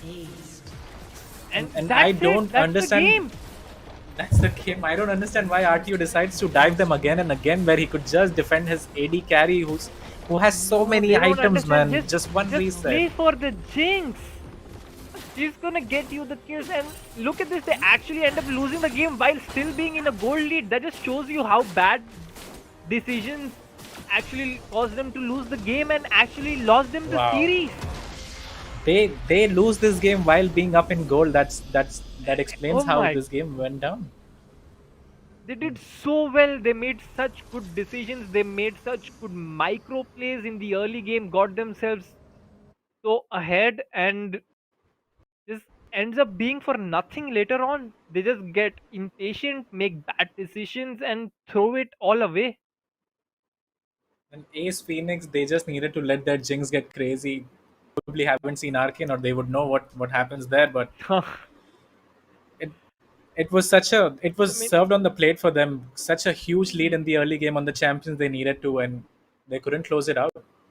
dude, it's just shocking at this point. Like, I did not expect this, but saying that the Caitlyn coming up really clutch as well, managing to position herself really well in those team fights, I think he Dominic ended up the game without dying even once. Yeah, I think Was he was farming deathless. like a So madman and just carried a lot of those team fights. yeah, Dominic really pulled everyone's weight in this game because except for the mid lane, I think I mean, top and jungle got smashed quite hard, and that would be Oh, saying it absolutely. lightly. So Dominic I mean, carried this game RTO, pretty my hard, man but was out there 1v2ing at level 2. yeah, but it has to be said, Ace Phoenix threw this game so hard. I mean, They had the yeah, game in their hands. it's like Temple of Kings didn't win. Like, just Ace Phoenix didn't manage to Decided win. not It's to not like win. Temple of Kings. Yeah, exactly. I mean, good for Temple of Kings. I guess they just won because the enemy team's mistakes. But not to take away from the performance of Temple of Kings as well, they did manage to stay in it. So, like early game, as we were saying as well, they were like 10, 12 kills behind, but still only just 1,000 or 2,000 gold behind because of good farming, and they've managed to bring on good CS skills. Did manage to stay in game. So Temple of Kings did in the second game what Ace Phoenix should have done in the first. Like Just hold Ace on. Phoenix, yeah. And it just shows that if you do that, the opportunities are gonna present themselves to you, and eventually that one fight will happen when your Caitlyn goes absolutely crazy and you just win. Or like three fights will happen where you don't protect your Jinx at all. Oh, man. As an ADC main, that is just so sad to look. I'm like, I'm so fed. I have 3 items. I'm just deleting anyone that comes near me. But seeing my front line trying to dive the enemy team instead of playing front to back with me behind them is just so tilting. Because I still think the Jinx could have carried this on her back, but the Morgana alone can't peel for that. Yeah, and especially when you decide to keep diving the enemy under that third turret, you Oh know, my god, yeah. Even jumping in after they get 3v1, the 4v1. Even the Jinx decided to flash in and she didn't get in the range and died. She didn't have the flash for the last fight as well, so Oh that's kind yeah, of on her as well. she flashed into the enemy team to try to get one kill, and there's bad decisions overall. But I guess Ace Phoenix did manage to show us glimpses of what they can do as a team. So I hope they do stick around and keep practicing, because they did put up a good fight against one of the best players the South Asian regions have. Like, again, these players on Temple of Kings, Black Infinity, Dead Corporal, Katrina Bot, Dominic, and Rusty Panda, they are like one of the best players in their roles we have in our region. So seeing that Ace Phoenix did really well against them, it just gives me more hope for the future of League of Legends in this region. Yeah, and with that, Temple of Kings will lock in their final slot as well. They will at least run out with $750, so that's pretty good for them. Yeah. So we have the team for grand finals in Temple of Kings, who will be fighting for that $1,500, big amount of money, tomorrow at 7 p.m. And we will be looking at the scoreboard of game 2 shortly.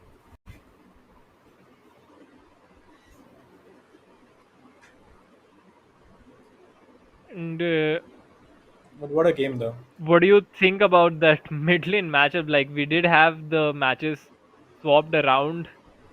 Katrina Bird actually onto the Victor, but I don't think he did as much as the Victor did in the first game. Yeah, maybe not, but that may be down to how the team performed around him as well, right? Because the Victor couldn't really Hmm. have done much this game because they were itemizing against him specifically, getting all that MR. And I mean, you could say he did his job pretty well because Caitlyn was left untouched. She didn't have to. Oh yeah, like I mean, every they, single they team did not fight, make any Caitlyn was Randwins or just. any Thornmills or Hmm. anything like that at all. She was dealing quite a lot of damage.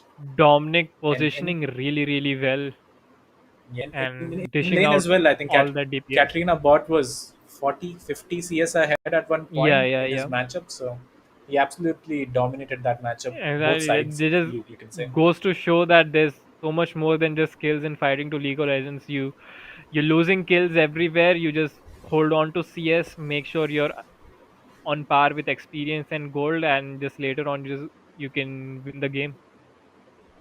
Yeah, if you can farm up 2 3 items on these late game carries and get that, then you can absolutely run away with the game.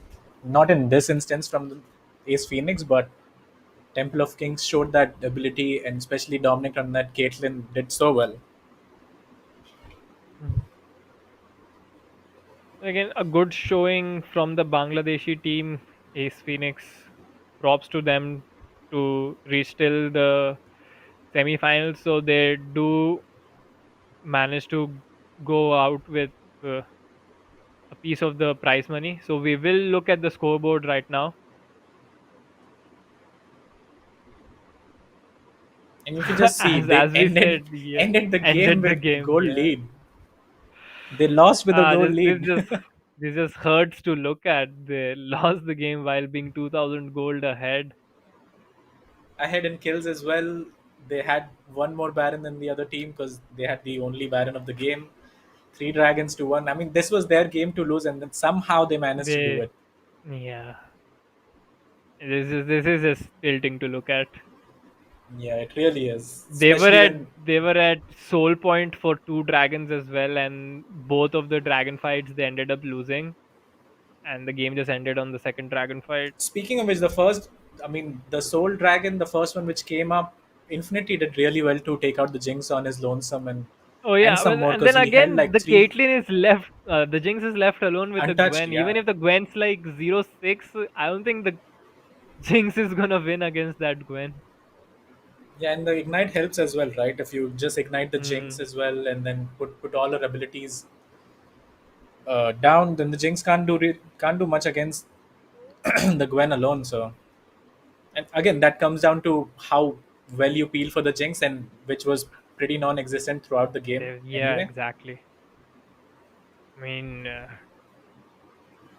Kiratuke has all the right to be mad at the next team call and be like, wait, where was my Volibear and where was my Trundle?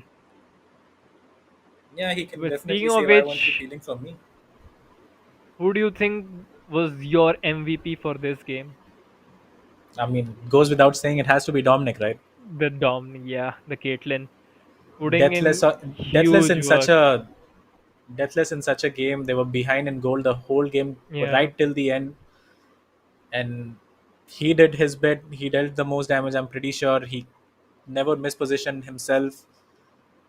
I mean, you have to realize he was playing against the Trundle as well and did not really have anything to get off the CC except for his E, and I mean, somehow he saying that managed to he stay alive. never got stuck in the trundle pole or managed to get stunned up by the Volibear, even when Volibear had his flash and ultimate, just goes to show how well positioned he was, how good his knowledge is to work around this team fights, using that Gale Force, those flashes properly, and just carrying his team on his back. Yeah, and it's not one specific team fight where he, just popped off. It was all of them. He did not miss position at all. He barely made any mistakes as well. And even though the support died in the 2v2 at bot lane when he hooked in and died, yeah, he didn't lose his mental, farmed up a storm, and just carried the game on his back. Mhm. I guess Dominic's confidence and morale will be really high going into the grand finals tomorrow. But what Yeah, do and you speaking think of that Temple of MVP Kings vote, need to work on I after mean, this they need to slow series? down, right? Because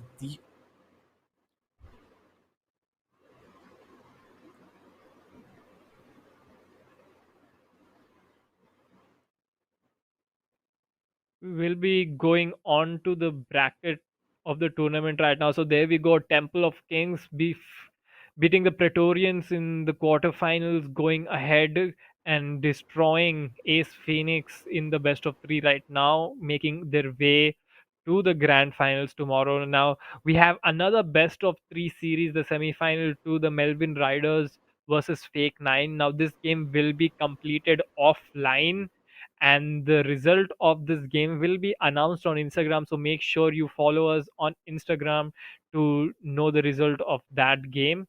And the grand finals will be played tomorrow at 7 p.m.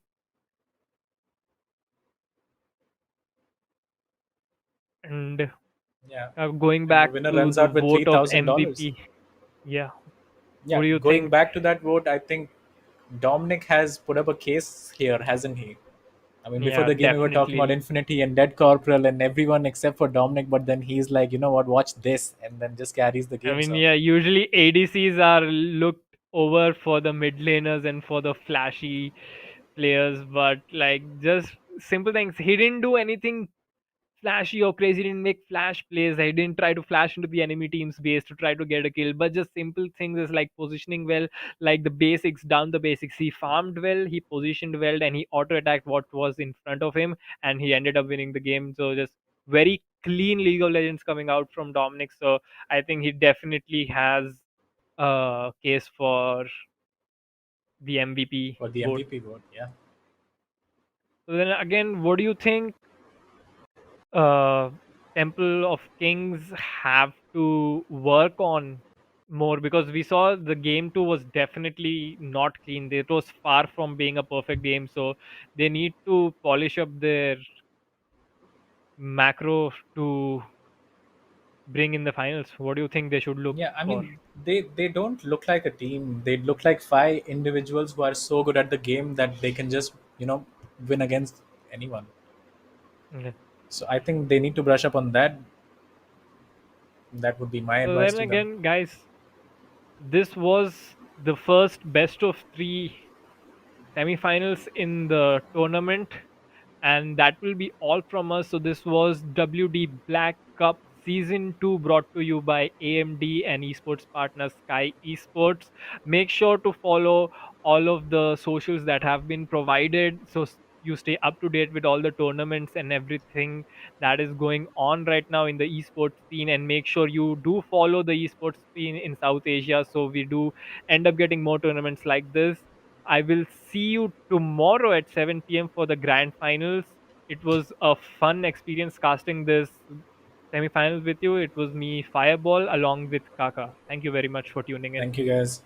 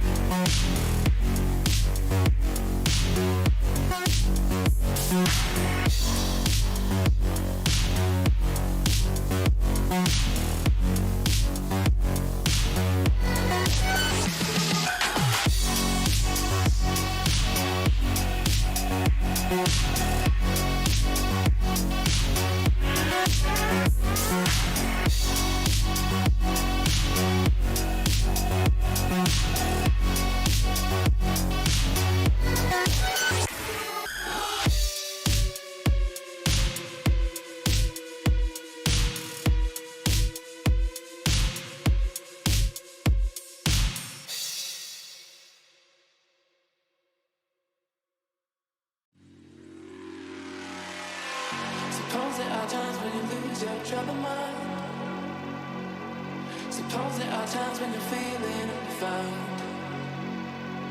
Suppose there are days when your colors touch the ground. That's when you call me and know just what to say. We go out and on the night. We jump and touch the light. We dance and we don't sleep until we die. We don't have to worry. Drink up the night, it's early. Keep dancing, there's a time for running right.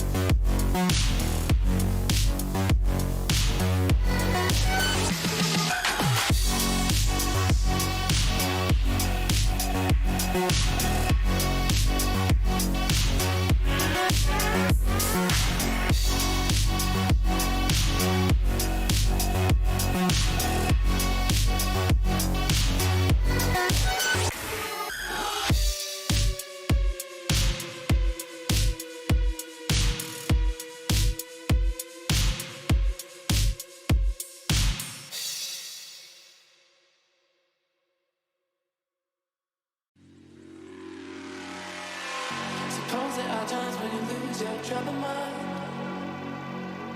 Suppose there are times when you're feeling unfound. Suppose there are days when your colors touch the ground.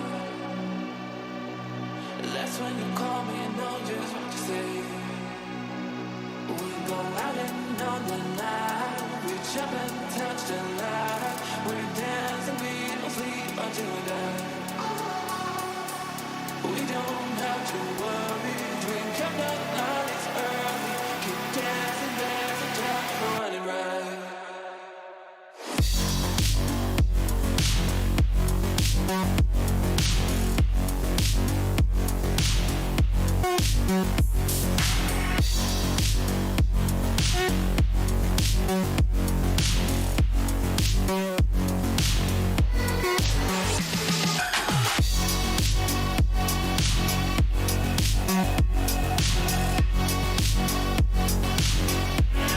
Yeah.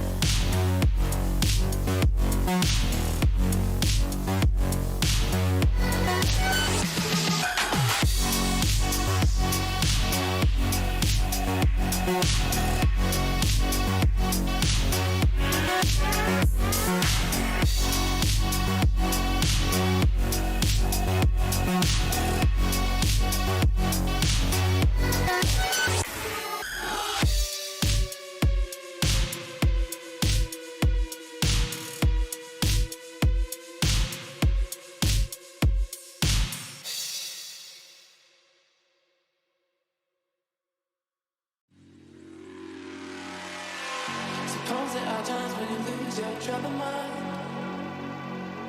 Suppose there are times when you're feeling undefined. Suppose there are days when your colors touch the ground. That's when you call me and know just what to say.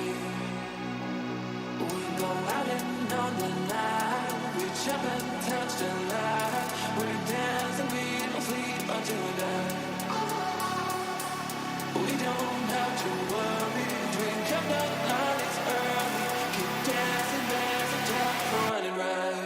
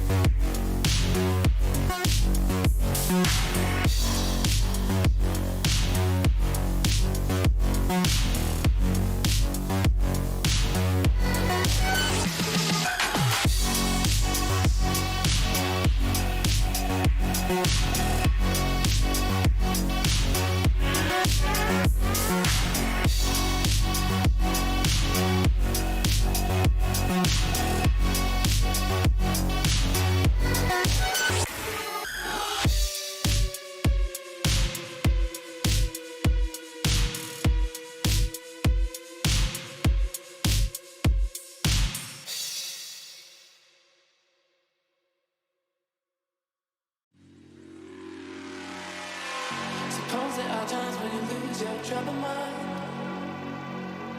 Suppose there are times when you're feeling undefined.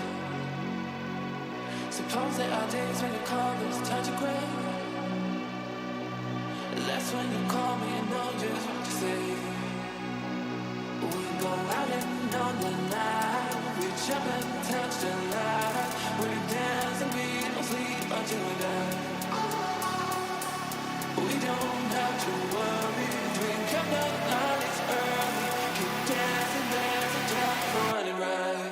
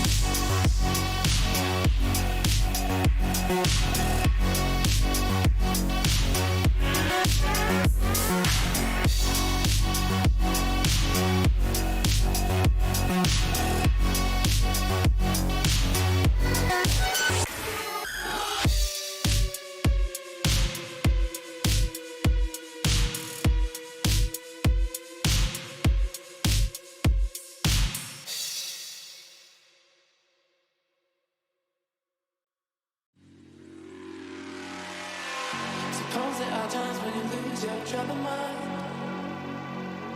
Suppose there are times when you're feeling undefined. Suppose there are days when your colors turn to gray. That's when you call me and know just what to say. We go out and on the night. We jump and touch the light. We dance and we don't sleep until we die. We don't have to worry. Drink up the nights early. Keep dancing, there's a time for running right.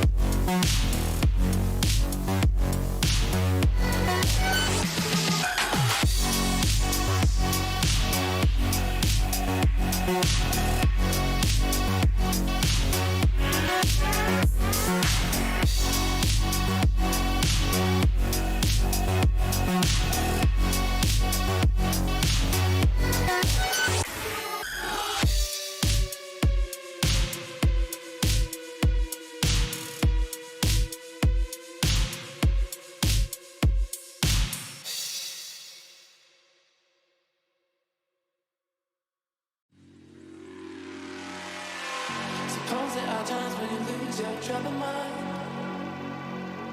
Suppose there are times when you're feeling undefined. Suppose there are days when your colors turn to gray. That's when you call me and know just what to say. We go out and on the night. We jump and touch the light. We dance and we don't sleep until we die. We don't have to worry. Drink up the nights early. Keep dancing, there's a time for running right.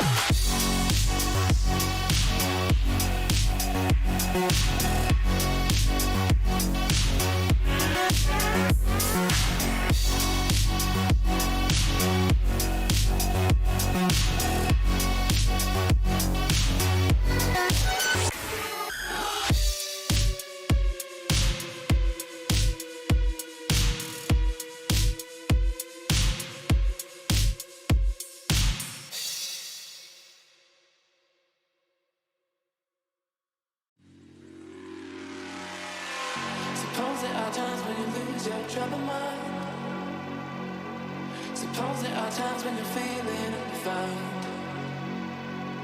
Suppose there are days when your colors touch a gray. That's when you call me and know just what to say. We go out and on the night, reach up and touch the light. We dance and we don't sleep until we die. We don't have to worry, drink up the night, it's early. Keep dancing, there's a time for running right.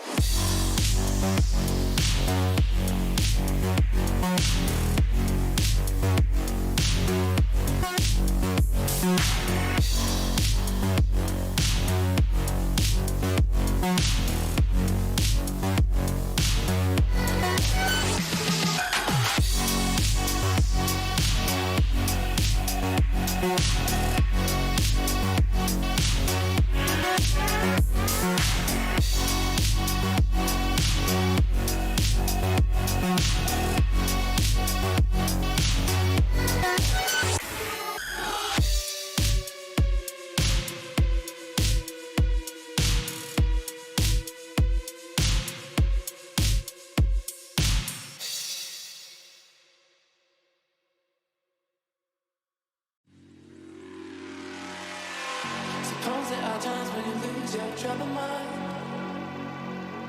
Suppose there are times when you're feeling unfound.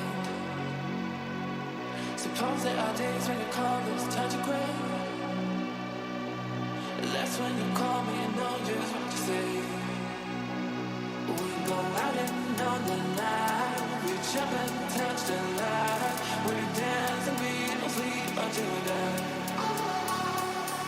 We don't have to worry, drink up the night, it's early. Keep dancing, there's a time for running right.